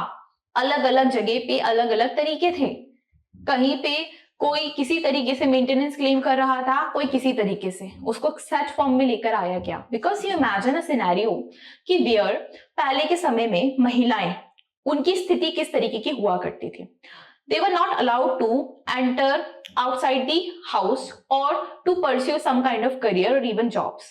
अब ऐसे केस में अगर उनको डाइवोर्स दे दिया गया है तो वो how that women will maintain herself, so that was the issue. अब उनको मेंटेनेंस देना है, वो कहाँ जाएंगी, कैसे जाएंगी? तो इस चीज को इजी बनाने के लिए कोर्ट्स तो बन चुके थे लेकिन कोई लॉ तो था ही नहीं। उनको कैसे पता कि इस लॉ के अंदर, इस सेक्शन के अंदर मुझे ये मेंटेनेंस मिल सकता है? सो फॉर दैट मैटर इसको कोडिफाई करना जरूरी था। बिकॉज अडॉप्शन देख लीजिए, मेंटेनेंस देख लीजिए, ये किसी की जिंदगी से जुड़ी हुई चीजें हैं। एक बच्चा है, वो छोटा है, वो किसी फॉस्टर होम में रह रहा है, वो एक अनाथालय में रह रहा है, उसका अडॉप्शन कैसे होगा? आप ऐसे उठा के किसी को भी तो नहीं दे देंगे उस बच्चे को, उसकी पूरी लाइफ है, किसी की जिंदगी का सवाल है, तो उसके लिए हमें लॉस को बनाना जरूरी था। Same applies to the maintenance. Then the Hindu disposition of property act, ये बहुत पुराना एक्ट है, इसको बस हम थोड़ा सा ही पढ़ने वाले हैं जस्ट फॉर योर नॉलेज, क्योंकि अब इसको बहुत ज्यादा हम डील नहीं करने वाले। 2 पेज का एक्ट है ये मुश्किल से। तो ये भी जो एक्ट था, तो वहां पे जो सर्टेन उस समय 1916 के पहले जो भी सर्टेन डिसेबिलिटीज थी, जो भी इल प्रैक्टिसेस थी डिस्पोजिशन ऑफ द प्रॉपर्टी को लेकर, कि भाई कोई ऐसा बच्चा है, कोई लड़का है जिसने कोई सदाचार का पालन नहीं किया, उसको प्रॉपर्टी नहीं मिलेगी। कोई बच्चा है, उसने किसी और से शादी कर ली, उसको ये प्रॉपर्टी नहीं मिलेगी। इस तरीके की जो इल प्रैक्टिसेस थी उनको थोड़ा बहुत कर्व करने के लिए, because the law was still evolving, this act came into being in 1916। So I am just trying to give you an overview. बाकी ये है जो भी हम हिंदू पर्सनल लॉज के अंदर पढ़ने वाले हैं आगे आने वाले सेशंस में, ठीक है। अब जब मैं बात करती हूँ ना मैरिज की, तो मैरिज आपको पता है जहां मैरिज हो गई वहां डाइवोर्स भी होगा, वहीं से डाइवोर्स भी शुरू होगा, वहीं से दूसरी चीजें भी शुरू होंगी, मेंटेनेंस का भी उसमें थोड़ा सा एस्पेक्ट आ जाता है। तो इस तरीके से आप देखेंगे, ओके। अब why codification of these Hindu personal law was important? क्यों हमें कोडिफिकेशन करने की जरूरत थी? चल तो रहा था काम पहले भी तो लॉ था, पहले भी तो पंचायत बैठा करती थी, पहले भी तो राजा महाराजा के पास जाके जस्टिस हुआ करती थी। क्यों हमें लॉ की जरूरत थी? मैंने जैसे कि बताया, सोसाइटी चेंज हो रही है, लॉ तो वही का वही है। पहले इल प्रैक्टिसेस कितनी सारी थी, सती प्रथा होती थी, पहले के समय में विमेन के पास राइट भी नहीं था। वो तो अभी 2005 में आया कि वो अपने फादर की प्रॉपर्टी को इनहेरिट कर सकती हैं, वो प्रॉपर्टी में, अपनी पुश्तैनी प्रॉपर्टी में हिस्सा क्लेम कर सकती है। विमेन के पास ये राइट पहले नहीं था। अगर उनकी शादी हो रही है किसी विमेन की तो ठीक है, नहीं हुई तब वो क्या करेंगी? She had no right. तो इस तरीके से कुछ ऐसी इल प्रैक्टिसेस चल रही थी जो कि बहुत गलत थी। वहीं पे क्या होता था, शूद्रों के साथ ऐसा व्यवहार होता था, उनके साथ शादी नहीं कर सकते थे। अगर किसी को शादी करनी भी थी तो उनके साथ वो शादी नहीं कर सकते थे। इवन इंटर कास्ट मैरिज भी नहीं कर सकते थे, सगोत्रा भी मैरिज नहीं कर सकते थे। कहते थे अलग अलग गोत्र में करो, और कहीं बोलते थे सेम गोत्र में करो। कुछ समझ में नहीं आ रहा था कि करना क्या है। तो उसके लिए इसका कोडिफिकेशन ना इंपॉर्टेंट था, क्योंकि अगर कोई लॉ, हमेशा याद रखिएगा, अगर कोई लॉ कोडिफाई हो गया तो उससे ऊपर कोई कस्टम नहीं हो सकता, कोई प्रैक्टिस नहीं हो सकती। लेकिन अगर किसी लॉ ने स्पेसिफिकली किसी कस्टम को रिकॉग्नाइज करा है तब वो प्रिवेल करेगा, ठीक है।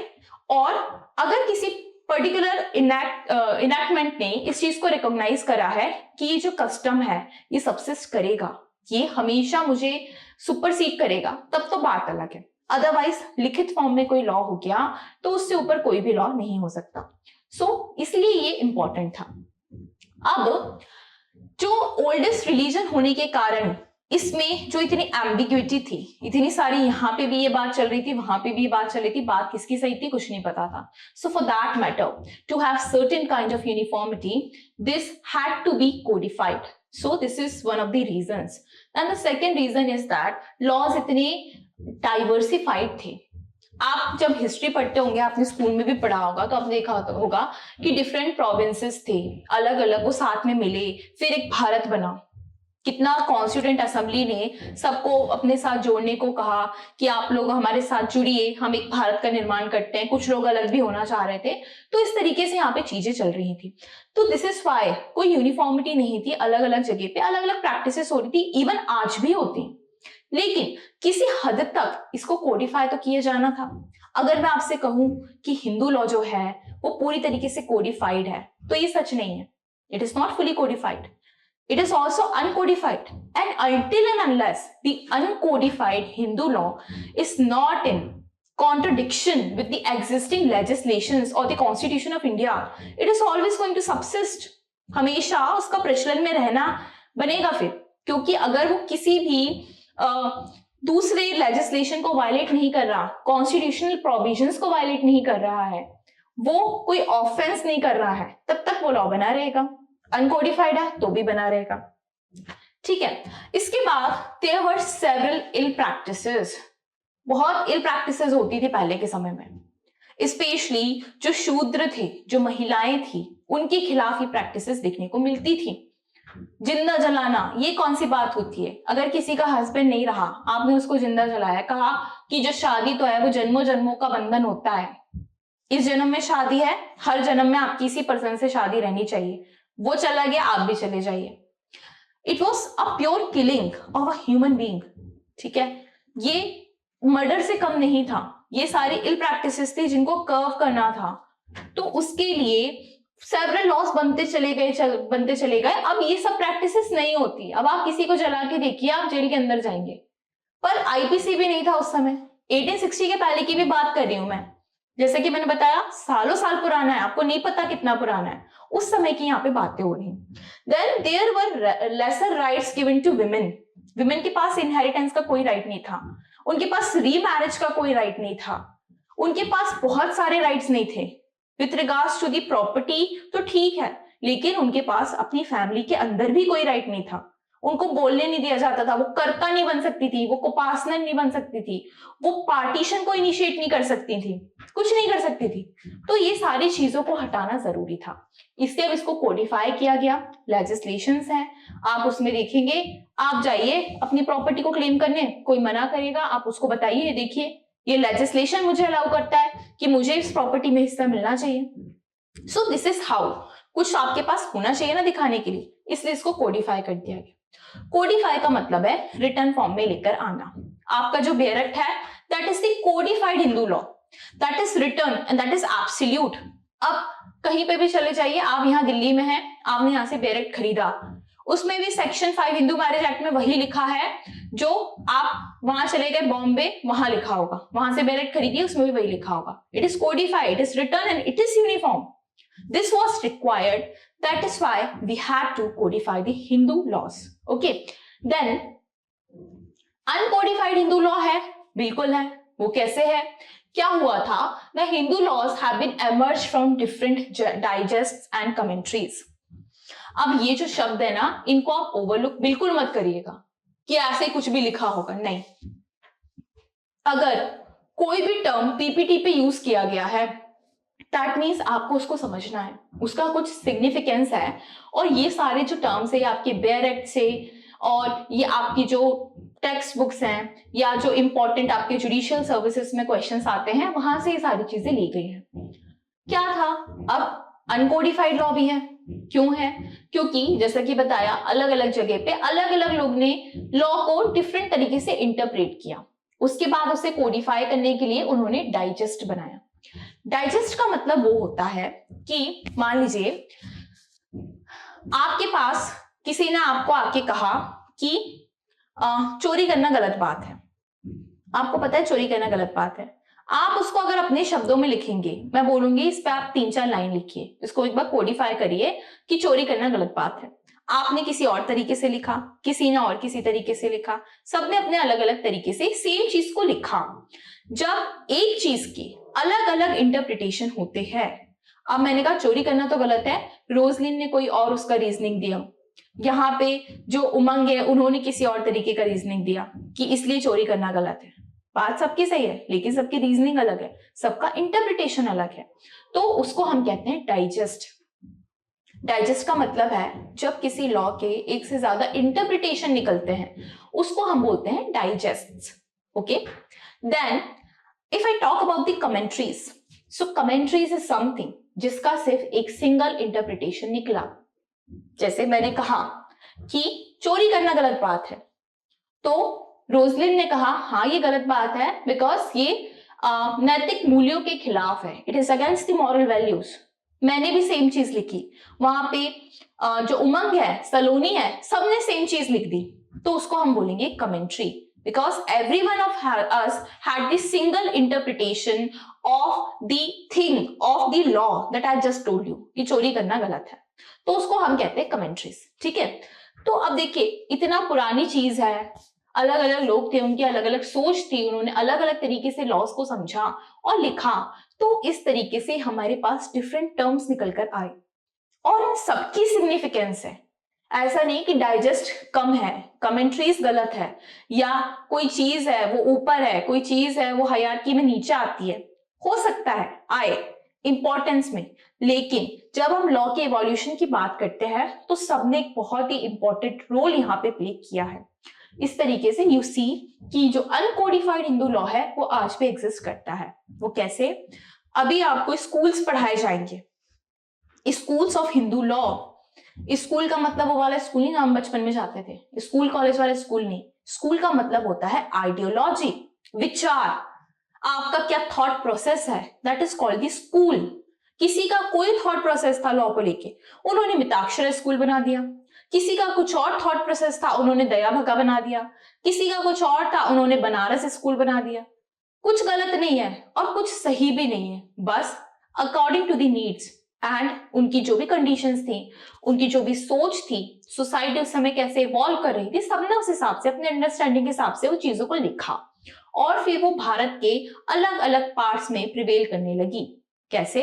बनारस में देखिए, वहां पे बनारस स्कूल चलता है, वहीं पे दया भागा स्कूल कहीं और चलता है, महाराष्ट्र में महाराष्ट्र वाला स्कूल चलता है, साउथ में उनका अपना अलग चलता है। तो इस तरीके से अलग अलग स्कूल, अलग अलग आइडियोलॉजी अभी भी एग्जिस्ट करती है, उसको हम कहते हैं अनकोडिफाइड हिंदू लॉ।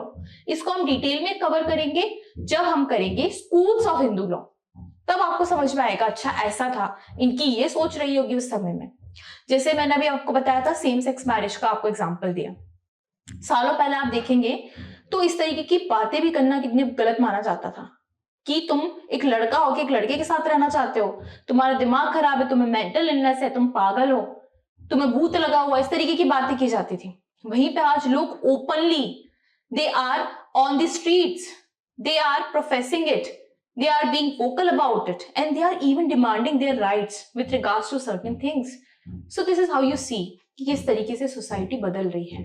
फिर the schools of Hindu law are organized system of thoughts. schools का मतलब कभी भी होता है thoughts,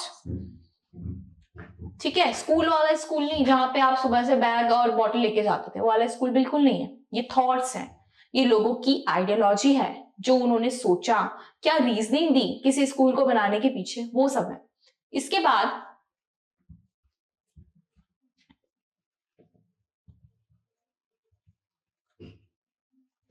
okay, these are principles. School क्या होते हैं? तो basically these are the principles, policies, guidelines जो भी दिए गए हैं, जो स्कॉलर्स होते थे। जैसे कि आप हमेशा से थ्योरीज पढ़ते आते हैं, आप पॉलिटिकल साइंस भी बचपन में पढ़ते थे, आपने ग्रेजुएशन में अगर आपने किसी ने पॉलिटिकल साइंस पढ़ा है, इकोनॉमिक्स पढ़ा है, सोशियोलॉजी पढ़ा है या फिलॉसफी पढ़ा है, तो आप देखते हैं इवन हमारे लॉ स्कूल में भी हमने थ्योरीज पढ़ी, ज्यूरिस्प्रूडेंस अभी आपने पढ़ा है, ऑस्टिन की थ्योरी, केल्सन की थ्योरी, एचएलए हार्ट की थ्योरी, जॉन रॉल्स की थ्योरी।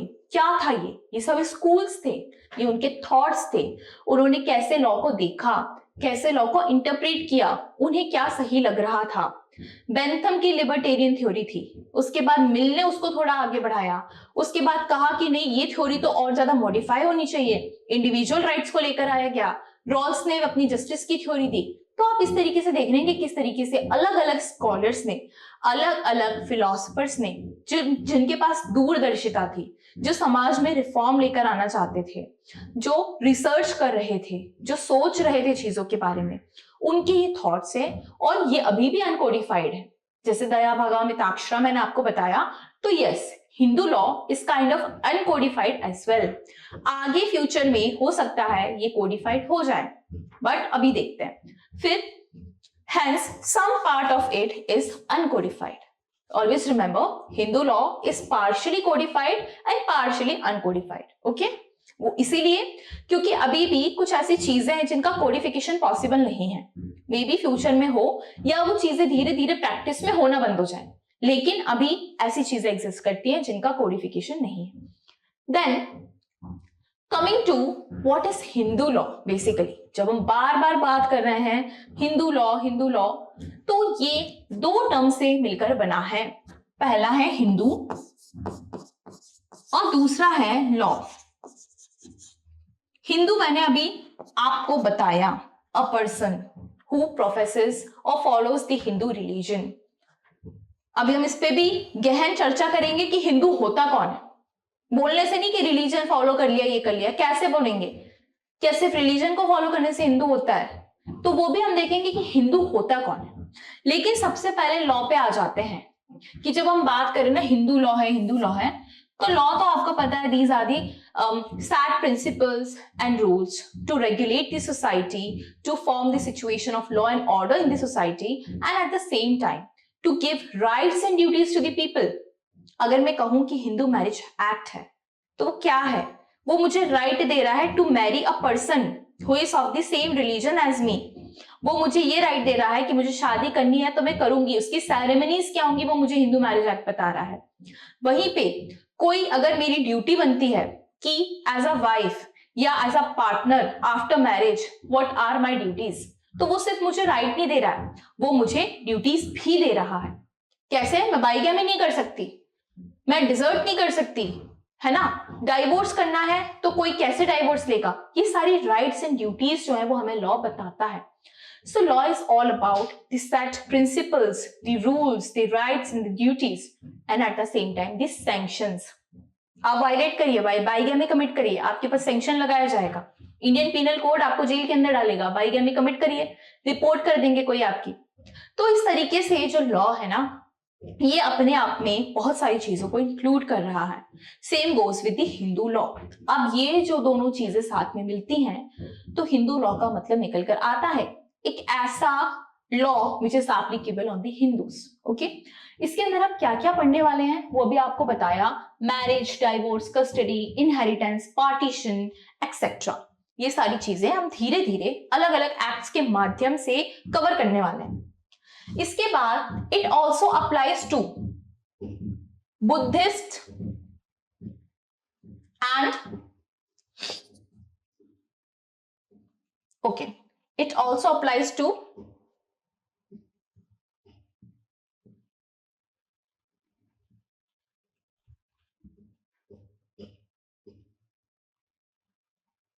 base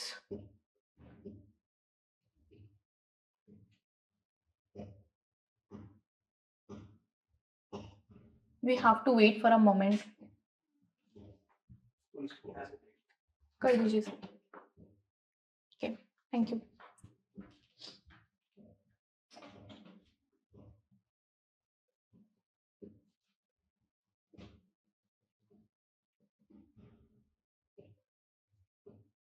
ठीक है, तो ये जो लॉ है जब हम बात करते हैं it applies to Hindu and others, वो इसीलिए बिकॉज जो बौद्ध धर्म है, जो जैन धर्म है, जो सिख धर्म है, वो भी हिंदू के एम्बिट में आते हैं।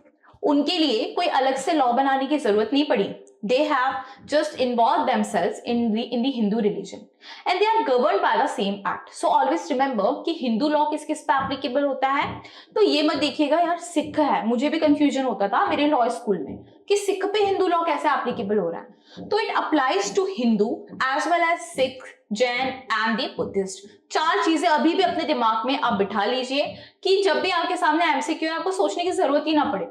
सबकॉन्शियस माइंड में इस चीज को रख लीजिए, ये इन लोगों पे एप्लीकेबल होता है। किस पे एप्लीकेबल नहीं होता है तो वो है मुस्लिम, क्रिश्चियन, ज्यू and Parsis. Always remember this thing, ठीक है? तो ये इन लोगों पे एप्लीकेबल होता है। Then it is not applicable to other religion such as Muslim, Parsi and Christians.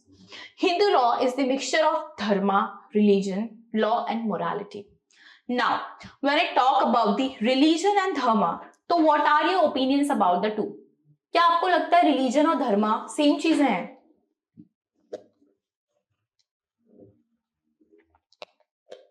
Hindu को क्यों हम धर्म कहते हैं? क्यों हम हिंदू धर्म को सनातन धर्म कहते हैं? And why some people are engaged into this debate every now and then कि Hindu is not a religion, Hinduism is a dharma. Well, religion जो है वो बेसिकली आपको ऑथराइज करता है कि आप पर्टिकुलर फेथ में विश्वास रखें, एक पर्टिकुलर भगवान को वर्शिप करें। बट ऐसा कहा जाता है कि जो हिंदू रिलीजन है it is the amalgamation of the dharma, religion, law and morality. It is not purely a religion, it is not just the worshipping a particular god और speaking a particular language, but it is the way of living. Dharma का मतलब होता है duty. मेरी duty है, अगर मैं हिंदू धर्म को अपना रही हूं, if I am a Hindu then I have certain duties, मैं इस धर्म का पालन करूंगी। It is a way of living, मैं सदाचार का पालन करूंगी। ये हमें शुरू से सिखाया जाता है। जो ऋषिज हैं, जो वेदास के थ्रू हमें ये जो प्रीचिंग दे रहे हैं उसमें सिखाया जाता है कि आपको सदाचार का पालन करना है, आपको अच्छे धर्म का पालन करना है। You are a Hindu, you have to read Vedas, you have to wear a tilak and this is not sufficient of like to be a Hindu कि आपने तिलक धारण कर लिया, आपने वेदास पढ़ लिया, आपने भगवा वस्त्र पहन लिया, आप मंदिर चले गए तो आप हिंदू बन गए। That is a part of a religion, that is still there. लेकिन आपको दिए गए हैं धर्म जिनका आपको पालन करना है, जैसे कि बड़ों का आदर करना, कोई गलत काम नहीं करना, किसी पशु पक्षी की हत्या नहीं करना, इस तरीके की जो धर्म है, जो वे ऑफ लिविंग है, जो आपको अपनानी है, सो it is the part of the Hindu religion. And जब मैंने बोला ना हिंदू लॉ, तो it is the mixture of everything. यहाँ पे लॉ भी था, लॉ को भी रिकॉग्नाइज किया गया था पहले के समय से। मोरालिटी भी थी कि मॉरल वैल्यूज को यहाँ पे एम्फेसाइज दिया गया कि आपको सदाचार का पालन करना, अच्छी वैल्यूज का पालन करना है। तो basically the Sanatan Dharma, which is also known as the Hindu Dharma, is the amalgamation of all of these things, including the religion, law, morality, dharma, or the duty. So it is said, it is written in the Vedas, or it has been like around, ये इसको यही preach किया जाता है। और जब मैं बात करती हूँ सनातन की, बार बार आपको ये वर्ड सुनने में आता है सनातन धर्मा, सनातन धर्मा, तो इसका ये मतलब है कि एक ऐसा धर्म जिसका कभी अंत नहीं हो सकता। It will never end. It is Sanatan. It will stay forever. ये पहले से भी स्टे करता आ रहा है, जैसे मैंने आपको बताया 1000 of years ago people adopted this particular religion which is still subsisting. This is why it is called the Sanatan Dharma and not just the religion. Okay, so these are not my ideology, but these has been written in the text and all. So nevertheless, अगर आपका कुछ और भी अगर मानना है तो I apologize for that. मैं किसी की भी भावना को इसके तहत ठेस नहीं पहुंचाना चाहती हूँ। इट इज जस्ट दैट जो भी लिखा है टेक्स्ट में, ओके, वो आपको यहाँ पे मैं बता रही हूँ। देन अब जब मैं बात करूं कि हिंदू क्या है, इसकी उत्पत्ति कैसे हुई है, इस शब्द की उत्पत्ति कैसे हुई है, तो ऐसे किसी ने एक दिन सुबह उठ के हिंदू बोल दिया था, हिंदू है हिंदू है, कैसे हम अपने आप को हिंदू बोलते हैं, कहां से इस वर्ड का ओरिजिन हुआ है, तो वो आपको समझना जरूरी है। तो जो हिंदू वर्ड है इसका कोई टेरिटोरियल सिग्निफिकेंस नहीं है। आप ये नहीं कहेंगे कि सिर्फ भारत में रहने वाले लोग ही हिंदू होते हैं, इट इज नॉट करेक्ट। जब हम एप्लीकेबिलिटी पढ़ेंगे हिंदू लॉ की कि हिंदू लॉ किस किस पे एप्लीकेबल है, तो you see it does not have the territorial connotation. सिर्फ टेरिटरी से लिमिटेड नहीं है। जैसे कुछ कंट्रीज होती हैं, अरब कंट्रीज, वो स्पेसिफिकली बोलती हैं we are Arabs, we follow this particular religion and all. Hindu धर्म का ऐसा नहीं है। आप ये मत समझिएगा कि भारत देश के लोग ही हिंदू होते हैं। फॉरेनर्स जो है उनको ये मिसकंसेप्शन होता है, वो बोलो ना उनसे कि हम हिंदू हैं तो उनको लगता है अच्छा ठीक है ये इंडिया वाले होते हैं, ये हिंदू होते हैं और वो कोई एक इंडियन लैंग्वेज बोलते हैं। It is not like that. We don't have such a language as Indian, we have several languages here, we have several religions here. So इसका कोई भी टेरिटोरियल सिग्निफिकेंस नहीं है, ठीक है, पहली बात तो ये। अब ये वर्ड बना कहां से? Well, the word Hindu originated from the Sanskrit word. आपको पता है संस्कृत जो लैंग्वेज है वो बहुत प्राचीन भाषा मानी जाती है। वेदास जो हैं उनको भी संस्कृत में लिखा गया था, हिंदी में नहीं लिखा गया था, देवनागरी में नहीं लिखा गया था, उनको ट्रांसलेट किया गया था बाद में। लेकिन संस्कृत वर्ड है जो ये हिंदू वर्ड है, ये वो संस्कृत वर्ड से इसकी उत्पत्ति हुई है। अब क्या था, एक सिंधु रिवर हुआ करती थी, ठीक है। As you can see this map, so here you see the Indus river. Indus river इसको देश भर में, देश भर नहीं, विदेशों में बोला जाता था, all around the world it was known as the Indus river. और आपने देखा था कि रिवर्स के आसपास ही जो सिविलाइजेशन है वो बसा करते थे। तो इंडस रिवर के पास जो सिविलाइजेशन था उसको कहते थे इंडस वैली सिविलाइजेशन। अब जो इंडिया के लोग थे, जो इस एरिया में रहते थे, भारत के लोग थे, वो इंडस रिवर को कहते थे सिंधु रिवर। वो अपनी लैंग्वेज में बोलते थे। जैसे गंगा है, गंगा रिवर जो है वो कई सारी जगहों से बहकर आती है, कहीं पे उसको बंगाल में हुगली बोलते हैं, कहीं पे कुछ बोलते हैं, तो ये बस नाम है, जैसा लोगों को जैसा नाम देना है वैसा उन्होंने दे दिया। बट वर्ल्ड में ये नाम जाना जाता था इंडस रिवर के नाम से, जिसको संस्कृत में हमने कहा सिंधु। ओके, इंडिया के लोग ध्यान दीजिएगा, वर्ल्ड में इसको वैसे तो बोला जाता था इंडस रिवर, इंडिया में इसको बोला जाता था सिंधु रिवर। अब क्या हुआ, जो सुप्रीम कोर्ट है उन्होंने भी इस वर्ड को रिकॉग्नाइज करा कि ये जो वर्ड है हिंदू, ये डिराइव हुआ है वर्ड सिंधु से, otherwise known as the Indus river. This has been recognized by the supreme court as well. अब जब इस पर्टिकुलर वर्ड की बात करें तो ये कहां से आया? आपने कहा मैम दुनिया के लोग तो इसको इंडस रिवर बोलते थे और अभी आपने बताया इंडिया में इसको सिंधु बोलते थे, तो फिर ये हिंदू कहां से आ रहा है? वेल, वही बात है, अलग अलग लोग, अलग अलग भाषा। स्पेनिश में आप देखिए, आप जे जे ऐसे ऐसे लिखा रहता है, इसको वो लोग पढ़ते हैं हा हा, ठीक है, ऐसा होता है। इसको वो प्रोनाउंस ही हा करते हैं, जा को हम इसको जा पढ़ेंगे, वो इसको हा हा हा प्रोनाउंस करते हैं। तो ऐसे प्रोनाउंसिएशन जो है वो चेंज होता रहता था। तो क्या हुआ, जो पर्शियंस थे और जो ग्रीक्स थे, वो सिंधु उन्होंने सुना होगा, वो हमारे आसपास ही रहते थे, इंदु सिंधु सब वो सुन रहे थे, उनसे कुछ बोलते नहीं बना, उन्होंने उसको बोल दिया हिंदू, ठीक है। वो एस को प्रोनाउंस करते थे हा, वो बोलना सिंधु भी चाहते थे तो भी उनके मुंह से निकला हिंदू। तो इस तरीके से ये जो वर्ड है इसका ओरिजिनेशन हुआ है। This is how this word originated. अलग अलग लोगों ने अलग अलग तरीके से इसको बोला और जो बोलचाल की भाषा में अल्टीमेटली रह गया वो रह गया Hindu word. It was particularly derived from the Indus river which was known as the Sindhu river in India, but the Persians or the Greeks called it Hindu. और उन्होंने कहा इस वैली के इस पार जो लोग रहते हैं वो हिंदू हैं। Okay, so this is how this word came into being. और आज भी हम इसको हिंदू ही फिर बोलते आ रहे हैं क्योंकि सालों से चला आ रहा है, उसको कोई चेंज करने तो बैठेगा नहीं। तो this is how it is. Then it is also not a designation of nationality. कभी भी इसको नेशनैलिटी से आप नहीं जोड़ेंगे कि हिंदू हैं तो वो इंडिया में ही रह रहे होंगे या इंडियन है तो वो हिंदू ही होंगे। This is not correct. This is why I am telling you, कोई भी हिंदू है अगर वो हिंदू रिलीजन का पालन कर रहा है, वो यूएस में भी बस सकता है जाके, वो ऑस्ट्रेलिया में भी रह सकता है, वो अरब कंट्रीज में भी रह सकता है, दुबई में भी रह सकता है, doesn't matter. It does not have the nationality attached to this thing. Hindu is the way of living. Hinduism is the way of living and it's not just the religion. And ये कोई नेशनैलिटी से, कोई border से, कोई territory से connected नहीं है, ठीक है। अब बात करते हैं कि हिंदू है कौन, हु इज अ हिंदू। हमने तो कहा कि जो इंडस वैली के सिविलाइजेशन के लोग थे वो हिंदू हैं, तो क्या सभी सेम सिविलाइजेशन को फॉलो कर रहे थे? This is also not correct. तो उसके बाद कौन है वो लोग जो हिंदू माने जाएंगे? मैं अगर बोल रही हूं कि I follow the Hindu religion, if my friend is saying she follows the Christianity, then what is that thing which differentiates us? कौन सी ऐसी चीजें हैं जो हमें differentiate कर रही हैं, हमें अलग बना रही हैं?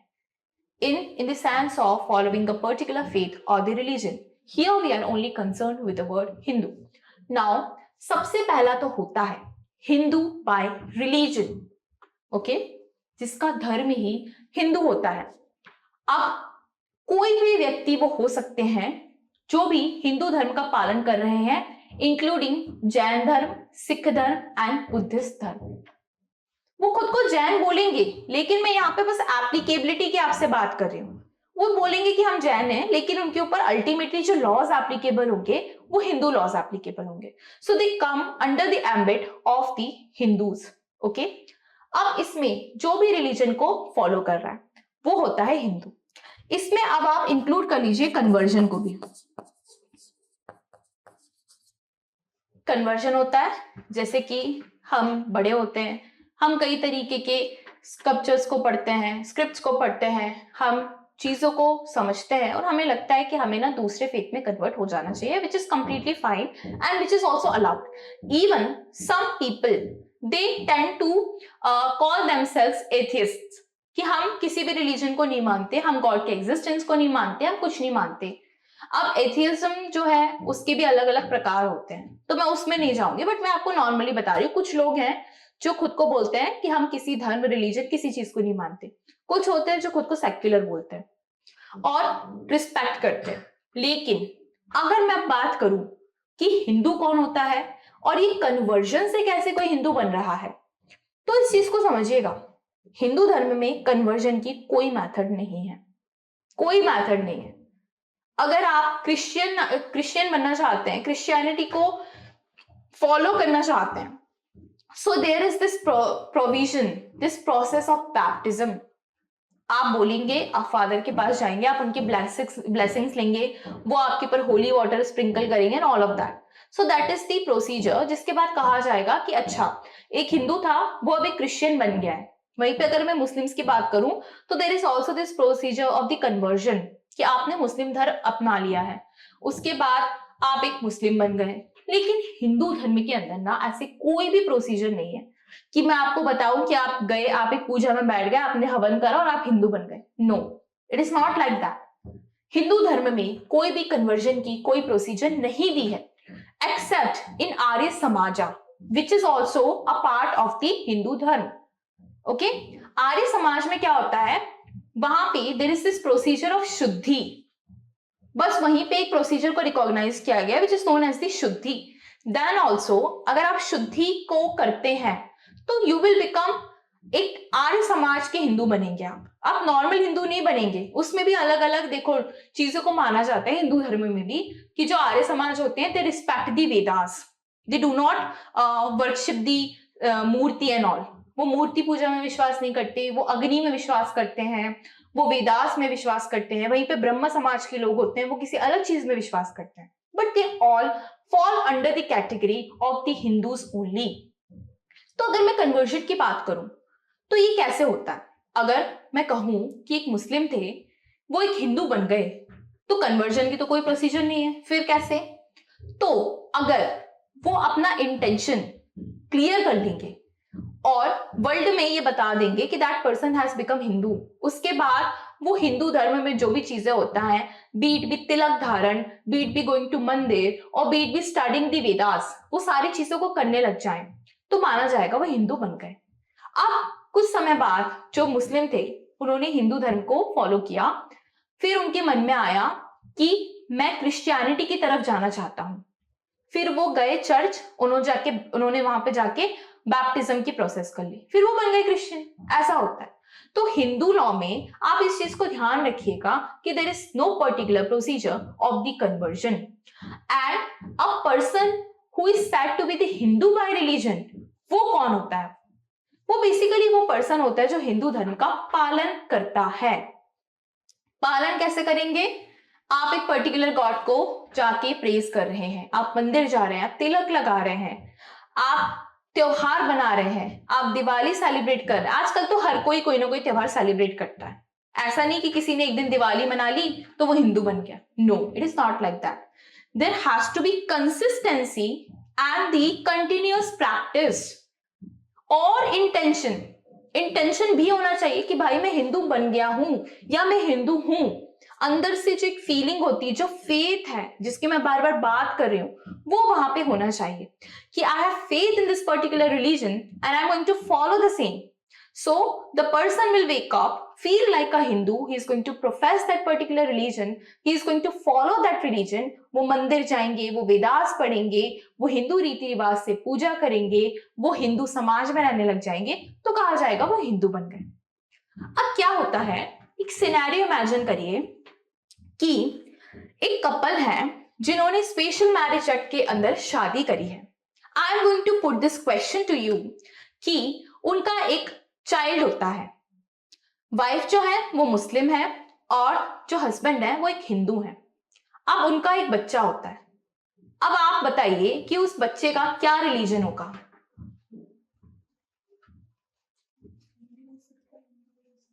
Okay, anyone from the online? Okay, well Roslyn is correct, Muslim भी हो सकता है और हिंदू भी हो सकता है। वो कैसे? अब बच्चे से तो आप पूछेंगे नहीं, छोटा सा बच्चा है, उससे पूछेंगे तो नहीं, जब तक वो बोलना नहीं सीखता, समझना नहीं सीखता कि भाई आपका रिलीजन क्या है, बोलेगा तो नहीं मैं हिंदू या मुस्लिम हूं, और उसके बोलने से कुछ होता भी नहीं है। वेल तब ये देखा जाएगा कि जो मुस्लिम और एक हिंदू है, जब उन्होंने शादी करी, उनका एक बच्चा हुआ है, उसको किस तरीके से रेज किया गया है। अगर उनकी मदर उन्हें मुस्लिम के तरीके से रेज कर रही है, उन्हें नमाज अदा करना सिखा रही है, उन्हें सारे जो मुस्लिम के जो कुरान है वो सब पढ़ना सिखा रही हैं, तो कहा जाएगा वो जो बच्चा है वो मुस्लिम है। वहीं पर अगर उनके फादर है और या मदर दोनों ही मिलके उनको एक हिंदू की तरीके से रेस कर रहे हैं, उनको एक हिंदू नाम दे दिया है, उनको तिलक लगाया जा रहा है, उनकी सारी जो प्रोसीजर है, जो जैसे होता है ना अन्नप्राशन एंड ऑल हम करते हैं जब बच्चे होते हैं, और नामकरण करते हैं, तुलादान वगैरह की भी प्रोसीजर्स होती है, ये सारी अगर रीति रिवाजों से उन्हें बड़ा किया जा रहा है तो माना जाएगा जो बच्चा है वो एक हिंदू है। So this is how it is. See, you see, the Hinduism is all about the practice. It's not about the procedure of the conversion. It's just about the intention and the continuous practice. कि yes, I'm a Hindu and I'm going to follow the same religion. उसको हम कहते हैं Hindu by religion.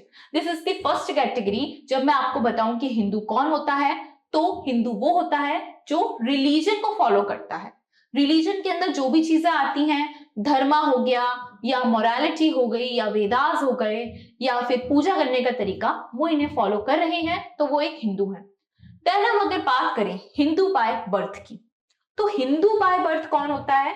जो एक Hindu family में born हुआ है, दोनों पेरेंट्स हिंदू हैं, दोनों पेरेंट्स हिंदू हैं, हिंदू फैमिली है, फैमिली में सभी हिंदू धर्म का पालन कर रहे हैं, उनकी कोई संतान होती है, जो कपल है उनकी कोई संतान होती है, वो चाइल्ड जो है वो हिंदू कहलाएगी बाय बर्थ, ठीक है। और या फिर अगर वो जैन धर्म भी हो रहा है, वो हो रहा है, तो उनपे हिंदू लॉ एप्लीकेबल होगा, उनको हम कहेंगे हिंदू बाय बर्थ। अब क्या होता है, जो हिंदू कपल है उनका एक चाइल्ड होता है, that child remains Hindu for the first 20 years of his life. उन्होंने कहा ठीक है, मैं 20 साल तक, वो उस चाइल्ड ने हिंदू धर्म का पालन किया। 20 साल की उम्र के बाद उन्हें रियलाइज होता है कि उन्हें पारसी बन जाना चाहिए, पारसी धर्म को अपना लेना चाहिए, तो that person is free to do that. Even that person is free to renounce it कि I'm an atheist, I do not follow any particular religion, so that person has the liberty to do that, ठीक है। तो ऐसा नहीं कि वो birth से हिंदू है तो वो जिंदगी भर हिंदू रहेंगे, किसी भी मोमेंट पे वो अपने आप को कन्वर्ट कर सकते हैं दूसरे रिलीजन में एंड दूसरे फेथ में।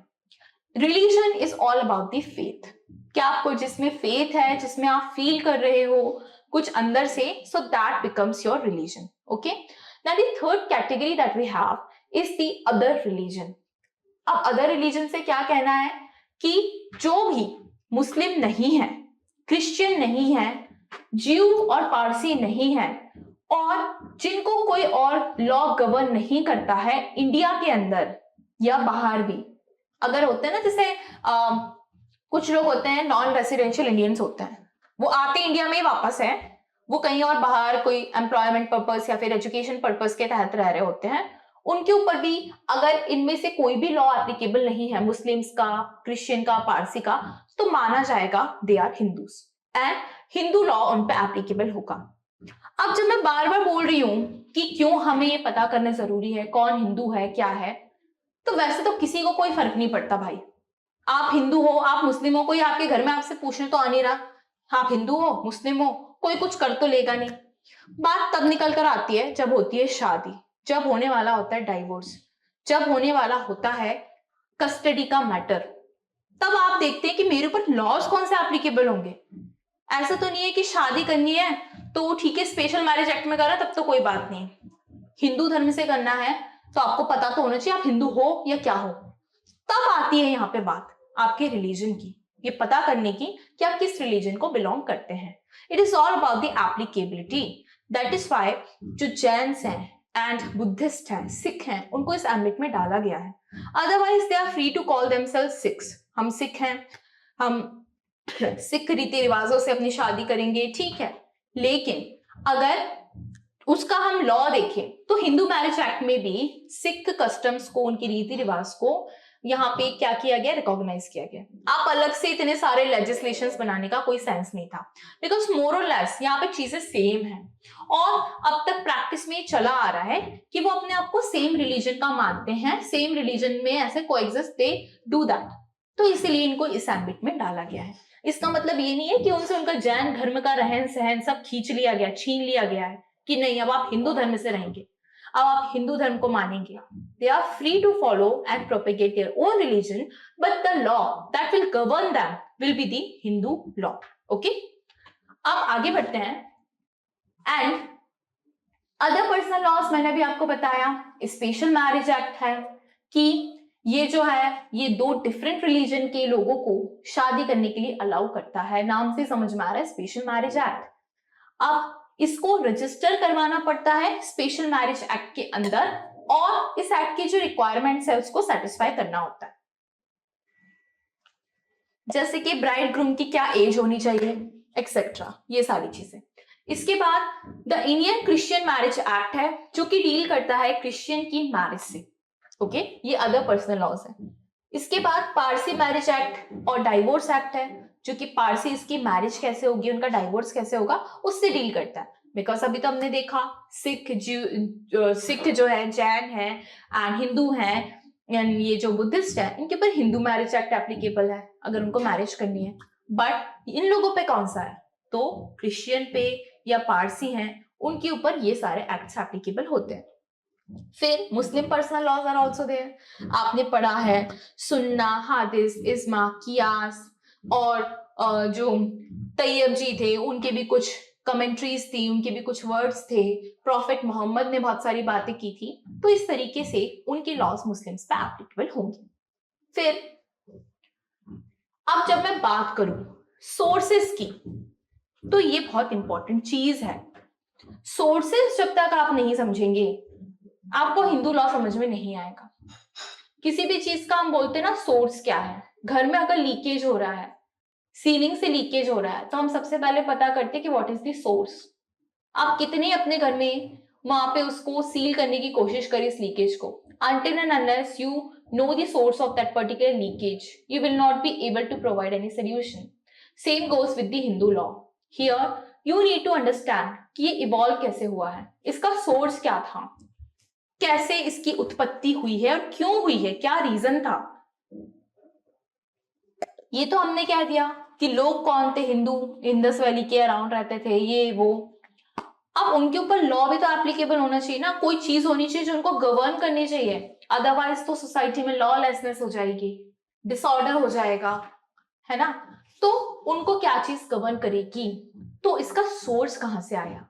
क्या मैंने और आपने कह दिया कि ये हिंदू लॉ है तो वो हिंदू लॉ बन गया, कोई उसकी अथॉरिटी होनी चाहिए। बिकॉज अगर मैं आपसे पूछूं कि what is law, so you have studied jurisprudence in the earlier classes where you have seen the definition of the John Austin, who said the law is the command of the sovereign backed by the sanction. Here sovereign कौन है, अगर मैं बोल रही हूँ Hindu law बनाया तो who is the sovereign, इसको बनाया किसने है। अपने आप तो हमें पता नहीं चला कि क्या लॉ है। अगर मैं बोलूंगी कि मर्डर की पनिशमेंट ये है, तो कहाँ लिखी है, वो आईपीसी में लिखी है, अभी बीएनएस में लिखी है। अपने मन से मैं बोल दूंगी कि मर्डर की पनिशमेंट है तो वो हो तो जाएगा नहीं। So this is how it is, you need to know this sources कि सॉवरेन ने ये अथॉरिटी दी है कि ये सारी चीजें जो हैं वो सोर्स बन पाई हैं। It is very very interesting. आप जब देखेंगे ना कि हाँ हमेशा से सुनते आ रहे हैं कि वेदास है, हिंदू रिलीजन है, वहां पे कुछ वेदास होते हैं। क्या होते हैं वो वेद, जिसको हम हिंदी में वेद बोलते हैं, तो क्या होते हैं, कभी हम बोलते हैं स्मृतिज हैं, उपनिषद हैं, क्या है ये सब, ये है सोर्स ऑफ हिंदू लॉ। यहां से उत्पत्ति हुई है हिंदू लॉ की। तो सबसे पहले आपको ये जानना जरूरी है कि ये कमांड नहीं था किसी अर्थली सॉवरेन का कि एक दिन भगवान आए, कहीं से प्रकट हुए, सुपर नेचुरल पावर आई, उन्होंने बोल दिया ये लॉ है तो वो बन गया। It is not like that. When you see in Muslim law, so they say कि जो लॉ है वो प्रॉफिट ने आके उसका प्रीच किया था, वो भगवान के वर्ड्स थे, सो दैट इज देयर फेथ। यहाँ पे रॉन्ग राइट, सही गलत, अच्छा बुरा कुछ नहीं है, यहाँ पे जिस उत्पत्ति की बात हो रही है। लेकिन जब मैं बात करूं हिंदू लॉ की, तो यहाँ स्पेसिफिकली बार बार कहा जाता है कि किसी अर्थली सॉवरेन की कमांड नहीं है, भगवान ने नहीं आके बोला था डायरेक्टली, ठीक है। फिर क्या है, ये किसी ने तो बोला होगा, किसी ने तो कुछ किया होगा। तो इसको एक स्टोरी की तरह इमेजिन करना कि it was also not propounded by the political authority, political authority तो अभी है, पार्लियामेंट तो अभी है, जुडिशरी तो अभी है, पहले थोड़ी ना कोई पार्लियामेंट होती थी, थोड़ी ना वहां पे बहस छिड़ती थी। ये भी नहीं है, फिर क्या है? सॉवरेन ने भी नहीं कहा, पॉलिटिकल अथॉरिटी ने भी नहीं कहा। किंग भी पॉलिटिकल अथॉरिटी का पार्ट हुआ करते थे पहले। किंगडम हुआ करता था, राजा हुआ करता था। तो क्या राजा ने लॉ बना दिया और लॉ बन गया? ऐसा भी नहीं है, राजा ने कभी कोई लॉ नहीं बनाया है। हमेशा याद रखिएगा, when you see the history, they have never made a single law. होता था, हम स्टोरीज में पढ़ते थे, they just like put emphasize on the particular existing laws। उन्होंने बस उस चीज को रिकॉग्नाइज किया था कि हाँ, सदाचार का पालन करना है, ये सही लॉ है, ये गलत लॉ है। उन्होंने लॉ को बेसिकली इंप्लीमेंट किया था, उन्होंने सिर्फ लॉ का इंप्लीमेंटेशन किया था, और अगर किसी ने वायलेशन किया है तो उसको सजा भी दी थी। होता था ना, पहले किंग के पास लेके जाते थे कि महाराजा इन्होंने ऐसे किया है, तो फिर बोलते थे इनको कारावास की सजा दी जाए, या इन सब ये काम करवाया जाए, इनको मृत्यु दंड दिया जाए। तो ये किंग करता था, लेकिन उन्होंने कभी कोई लॉ नहीं बनाया है। अब ये भी एलिमिनेट हो गया। अब क्या है? तो बेसिकली जो हिंदू लॉ है, ये बेस्ड है on the ethical and moral prospective of the society. जैसे हमें कैसे पता चलता है कि कोई चीज सही है और गलत है? ऑब्वियसली जब हम उसे फील करते हैं। कोई अगर आपको आके बिना बात के डांट के चला जाए, तो ऑब्वियसली यू विल फील कि दिस इज रॉन्ग, मेरी कोई गलती नहीं थी, मुझे आके किसी ने कैसे डांटा। मैं अभी क्लास में किसी को भी चिल्लाने लग जाऊं, तो you will feel bad about it, because you will feel it, you have the emotions to understand कि what is right and what is wrong. वहीं पे अगर यहाँ पे कोई ट्रेसपासर अंदर घुसने की कोशिश करे, तो obviously I am going to shout, I will tell that person to get out of this premises. So that is justified. और ये हमने कैसे पता करा? क्योंकि हमें पता है, थोड़े से हमारे पास भी सेंसेस होते हैं इस चीज को समझने के लिए कि सही क्या है और गलत क्या है। अब ये जो हिंदू लॉ है, ये बेसिकली बेस्ड था moral and ethical prospective of the society पे, ठीक है। फिर it was revealed to the people by the god through Vedas. अभी मैंने आपको आके कहा था कि भगवान ने प्रकट होके नहीं कहा था कि ये लॉ है और लोगों ने उसको सुन लिया था, नहीं। अगर मैंने यहाँ पे ये वर्ड लिखा है कि it was revealed bye the god through Vedas, इसका मतलब ये है कि आप इमेजिन करिए, हम बचपन में भी कई पंचतंत्र की कहानियां देखा करते थे, अभी भी हम साधु महात्मा वाली कहानियां देखते हैं, सुनते हैं, महाभारत देखते हैं। तो वो सारी पिक्चर इमेजिन करिए, पेड़ हैं, आश्रम बना हुआ है, कुटिया बनी हुई है, भूसे का ढेर लगा है, वहां पे साधु महाराज बैठ के सब मेडिटेशन वगैरह कर रहे हैं। Just imagine that scenario. इसको ऐसे इमेजिन करिएगा, एक साधु महात्मा है, that person is the respectable person in the society. उनका बहुत रिस्पेक्ट होता है सोसाइटी में, उनको माना जाता है कि ये महात्मा जी हैं, इन्होंने ज्ञान की प्राप्ति की है। वो कैसे की है? तो मेडिटेशन के तहत। अब मेडिटेशन जो है वो बहुत ही प्रैक्टिकल चीज है, जो कि आप लोग भी करते होंगे। ये ऐसा नहीं है कि बिल्कुल इम्प्रैक्टिकल चीजें हैं जो चली आ रही हैं कि कुछ भी बोल दिया कुछ भी हो गया, नहीं। मेडिटेशन इज समथिंग जो आपको एनलाइटनमेंट गेन करने में हेल्प करता है। अभी भी आपको बार बार कहा जाता है, मोटिवेशनल स्पीकर्स हो गए हैं, या जब आप देखते हैं कि आप अपनी लाइफ को कैसे ट्रांसफॉर्म करें, तो बार बार एक शब्द आता है, मेडिटेशन करिए। आपको आत्मज्ञान की अनुभूति होनी चाहिए, आपको अपने आप को, अपने सराउंडिंग्स को समझते आना चाहिए। सो ये चीजें जो है, मेडिटेशन की जो प्रैक्टिस है, बहुत सालों से होती आ रही है। बुद्धा थे, गौतम बुद्धा, उन्होंने भी एनलाइटनमेंट इसी तरीके से गेन किया था, मेडिटेशन किया था उन्होंने। पहले उन्होंने सोसाइटी को समझा क्या चल रहा है, फिर उन्होंने उस पर विचार किया, उन्होंने मेडिटेशन करा, and you will never understand the power of your subconscious mind. So yes, meditation was a thing back then. तब क्या होता था, अब वो जो साधु महात्मा है, वो कई सालों से तपस्या कर रहे हैं, मेडिटेशन कर रहे हैं, वो ध्यान मग्न है। उसके बाद क्या होता है, उन्हें धीरे धीरे ज्ञान की उत्पत्ति होनी शुरू होती है, उन्हें किसी की आवाज आती है। Like this is the reality, when you will do the meditation, आप उसको करिए, आप उसको कंटिन्यूसली करिए, कुछ महीने बाद you will start hearing certain voices. सबके लिए अलग अलग हो सकता है। आपको कुछ और सुनाई दे सकता है, मुझे कुछ हॉर्न की आवाज आ सकती है, किसी पर्सन के बोलने की आवाज आ सकती है, तो it could be anything. Okay, तो इन लोगों को भी गॉड से कनेक्ट करने में फिर उस तरीके से हेल्प मिली। उन्होंने मेडिटेशन किया, साधु महात्मा ने, जिनको बोला जाता है ना सेज, ये वर्ड आप देखेंगे हिंदू लॉ में अक्सर लिखा दिखता है। सेजेस, ऋषि मुनि, उन्होंने मेडिटेशन किया, उन्होंने आत्मज्ञान की अनुभूति करी, फिर उन्होंने गॉड से कनेक्ट किया। अब गॉड का मतलब कोई सुपर पावर हो सकता है, ऐसा नहीं कि कोई पर्टिकुलर गॉड का मैं यहाँ पे नाम लूंगी या आप सोच रहे होंगे, नहीं, it could be a super power और समथिंग, क्योंकि everything is connected, we are made out of this particular earth, हम कई सारे एलिमेंट से बने हैं, तो it happens that we can connect with that. तो इन्होंने कनेक्ट किया और फिर वहां से उत्पत्ति होती है वेद की। उन्होंने गॉड से मेडिटेशन के थ्रू कनेक्ट किया, गॉड की उन्होंने बातें सुनी, सुपर पावर ने उनसे क्या कहने की कोशिश करी, तो वहां से उन्हें ज्ञान की प्राप्ति होनी शुरू हुई। वहां से धीरे धीरे एक जो इग्निशन हुआ लॉ बनने का, वो वहां से शुरू होता है। ठीक है, अब जो एंशियंट हिंदू लॉ है, जो पुराना हिंदू लॉ है, it was made by human agents like sages and philosophers in the same way जैसे कि आज लॉ बनाता है legislature. We have a certain body, we have parliament, we have state legislative assemblies, councils, so they make the laws for us. Same apply to this. ये जो sages थे, ऋषि मुनि थे, ये ज्ञानी लोग हुआ करते थे, ये समाज में रिस्पेक्टेबल लोग हुआ करते थे, ये समाज की सिचुएशन को देखते थे, समझते थे, उस पर सोच विचार करते थे और उसे रिफॉर्म करने की भी कोशिश करते थे। अब वो रिफॉर्म कैसे करते, तो उसके लिए उन्होंने मेडिटेशन की टेक्निक को अपनाया होगा और गॉड से फिर कनेक्ट किया होगा, तब उन्हें सही और गलत का अंदाजा और अच्छे से हुआ होगा।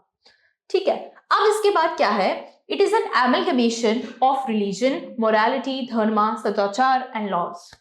इस तरीके से उन्होंने पाया कि यहाँ पे सिर्फ रिलीजन से, लैंग्वेज से, रहने के तरीके से काम नहीं चलता।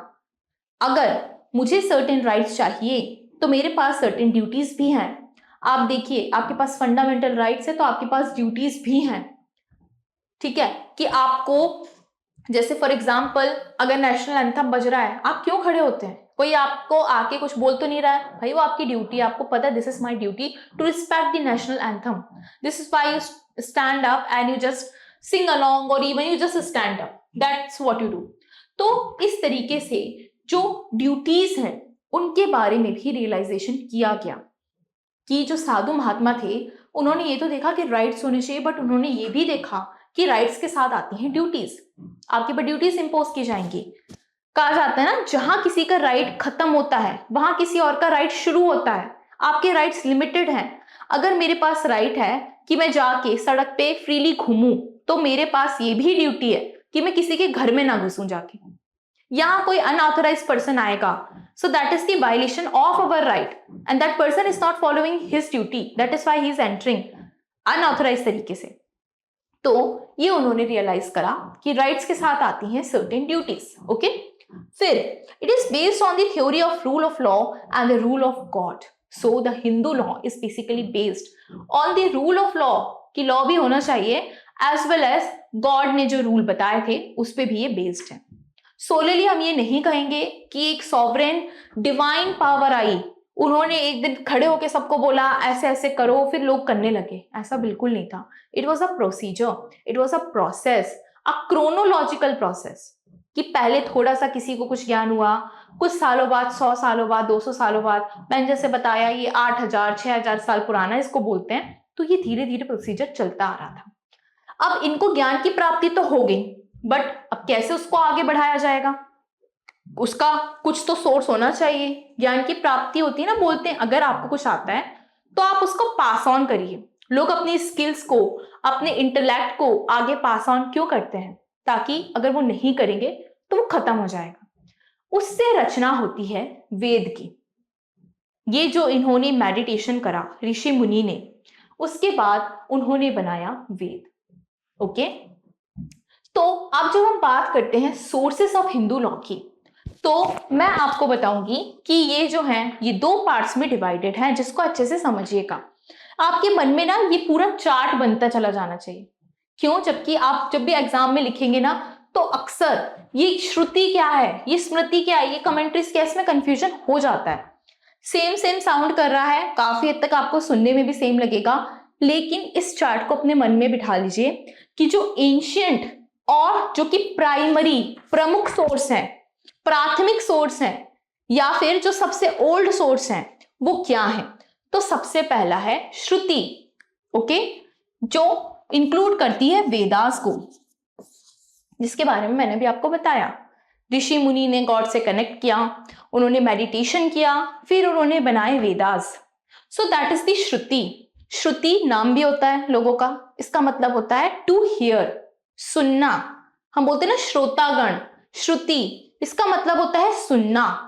कैसे सुनना, कहां से वर्ड आया, ऋषि मुनियों ने गॉड से कनेक्ट किया और उन्हें सुना, वो क्या बोल रहे थे उसे सुना।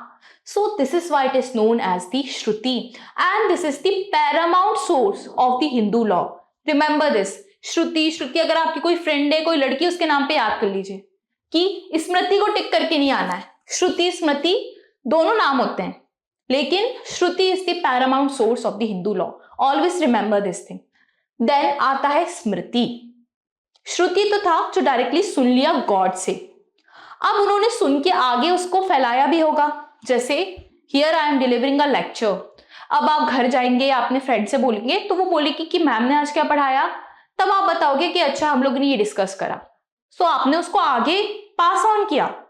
फिर आपने क्या पास ऑन किया, जो आपकी मेमोरी में बस गया था। मैंने अभी कहां से पढ़ा, मान लीजिए मैंने एक बुक से पढ़ा, बुक को हम मान लेते हैं कि वो भगवान मेरे से कह रहे थे कुछ, मैंने बुक से पढ़ा, मैंने उसको आगे पास ऑन किया।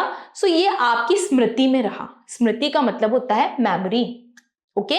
श्रुति का मतलब है to hear and Smriti is the memory, जो आपकी मेमोरी में रहा।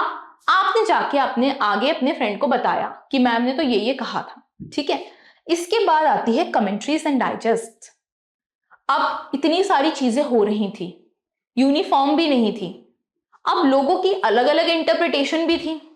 जो आगे आने वाले स्कॉलर्स थे, ऋषि मुनि तो नहीं रहे एक समय के बाद, वो अमर तो थे नहीं, कुछ समय के बाद वो नहीं रहे, उनके शिष्यों ने उसको आगे सुन के उसका प्रसार करना शुरू किया।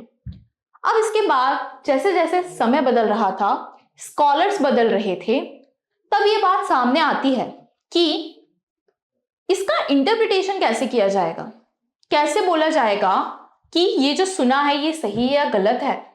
जैसे अगर मैं अभी आपको डायरेक्ट उठा के दूं और मैं बोलूं कि आप इस लाइन का मुझे मतलब बताइए, तो आपका कुछ और इंटरप्रिटेशन हो सकता है, मेरा कुछ और हो सकता है। या आप जजमेंट भी देखते हैं ना, तो आप जजमेंट पे देखिएगा डिसेंटिंग जजमेंट आता है अक्सर। बेंच बैठती है, 3 जजेस का कुछ और कहना है, 2 का कुछ और कहना है, इसीलिए ऑड नंबर की बेंच होती है, ताकि मेजॉरिटी कहीं तो बने। सबके अलग अलग ओपिनियन हो गए तो फिर तो हो गया। तो आप देखेंगे ना, तो जजेस कितने अलग अलग तरीके से लॉस को इंटरप्रेट करते हैं। सीजीआई अलग तरीके से इंटरप्रेट करेंगे, जो दूसरे जजेस हैं वो अलग तरीके से करेंगे। इसका मतलब फिर से ये नहीं है कि वो सही और गलत था, it was just their understanding and there interpretation.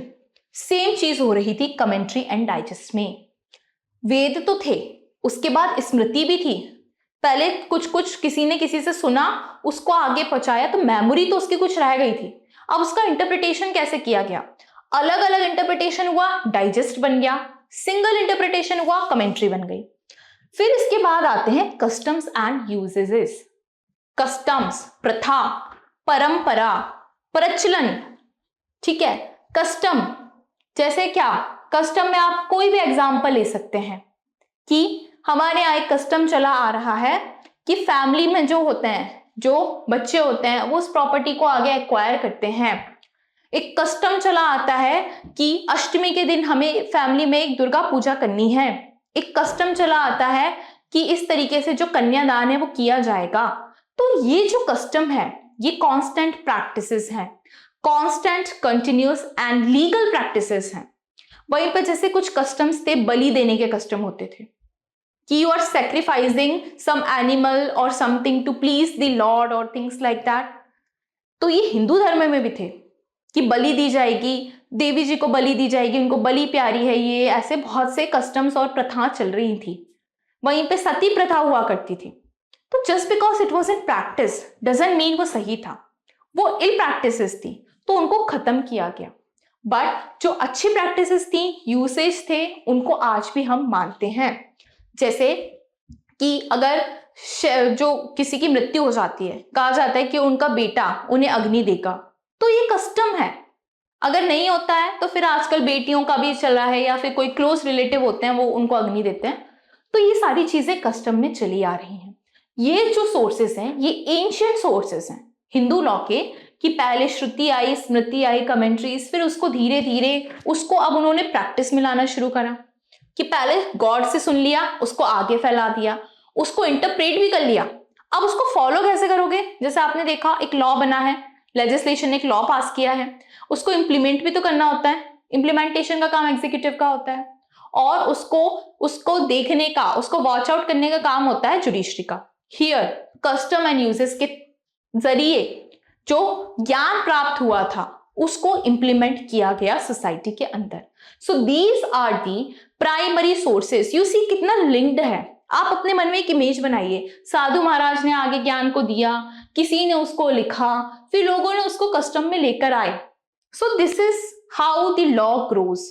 Okay, Hindu law की हम यहाँ बात करें, मोस्टली लॉज ऐसे ही बने, कहीं ना कहीं से उसकी उत्पत्ति हुई, फिर उसको प्रैक्टिस में लेकर आया गया।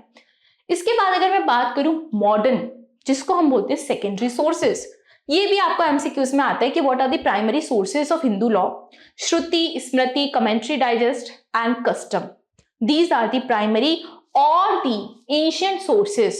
On the other hand, we have the modern or the secondary sources, which are the principle of justice, equity and good conscience, जिसपे कोई लॉ नहीं है, कोई सेट लॉ नहीं है, वेद में भी कुछ नहीं लिखा है, स्मृति में भी नहीं है, कमेंट्री में भी नहीं है। उस पे क्या करेंगे? उस पे करेंगे जस्टिस, न्याय करेंगे, उस पे करेंगे इक्विटी के प्रिंसिपल्स को अप्लाई। इक्विटी के लिए हम काम करेंगे, न्याय देंगे लोगों को, जो उनकी नीड है according to the changing need of the society, उसके अकॉर्डिंग फैसला सुनाएंगे। सदाचार के बेसिस पे हम ये फैसला सुनाएंगे, सद्भावना रखेंगे। तो ये सारे जो प्रिंसिपल्स हैं ये हैं modern sources. Then the second one is the judicial president. आपको पता है प्रेसिडेंट्स वो होते हैं कि अगर हायर कोर्ट्स ने कोई फैसला सुना दिया है, फिर सिमिलर फैक्ट्स पे कोई सिमिलर केस आता है, तो जो पहले फैसला सुनाया गया है उसको हम प्रेसिडेंट के तौर पे इस्तेमाल करते हैं, प्रेसिडेंट सेट करते हैं, एग्जाम्पल सेट कर देते हैं। ये है हमारे मॉडर्न सोर्सेस। इसके बाद आता है लेजिस्लेशन। हिंदू बैरेक्ट उठा के देख लीजिए, हिंदू लॉ का, मुस्लिम लॉ का बैरेक्ट उठा के देख लीजिए, मॉडर्न लेजिस्लेशंस हैं, कोडिफिकेशन हो गया है, ये सेटल्ड प्रिंसिपल्स हैं which are again subject to the changes and the amendments, which is perfectly fine, क्योंकि कोडिफिकेशन तो हो गया, सोसाइटी तो फिर भी बदल रही है, इसलिए अमेंडमेंट्स इसमें आते रहेंगे। तो ये है हमारे sources of the Hindu law. ये सारे सोर्सेस के जरिए through out the years chronologically ये श्रुति से इवॉल्व होते होते लेजिस्लेशंस तक आया है। इसके बाद भी इवॉल्व हो रहा है अमेंडमेंट्स के थ्रू। देखिए आप, अब किसी भी लेजिस्लेशन में अमेंडमेंट हो जाता है, अगर अनकॉन्स्टिट्यूशनल है रिपील हो जाता है, तो ये अभी भी चेंज हो रहा है। सो this is all about the overview of the sources of the Hindu law. आगे आने वाली क्लास में हम इन्हें डिटेल में डिस्कस करने वाले हैं। This is extremely important for your examination. इस पे से क्वेश्चन आता है, और अगर नहीं भी आएगा क्वेश्चन, तो अगर आपके मन में ये पूरी क्रोनोलॉजी क्लियर है, ये सारे टर्म्स क्लियर है, आपको बहुत इजीली समझ में आएगा। Not only law but the jurisprudence behind this. Jurisprudence आपको इसके पहले इसलिए पढ़ाया गया है बिकॉज वो बहुत इंपॉर्टेंट है। जैसे जैसे आप जज बनने जा रहे हैं, आपको किसी भी लॉ के पीछे का ज्यूरिस्प्रूडेंस पता होना चाहिए। This is how it goes. तो आज की क्लास के लिए हम इतने ही करते हैं। नेक्स्ट क्लास में हम शुरू करेंगे सोर्सेस से। अभी कोई डाउट है किसी को? No ma'am. Okay, thank you class.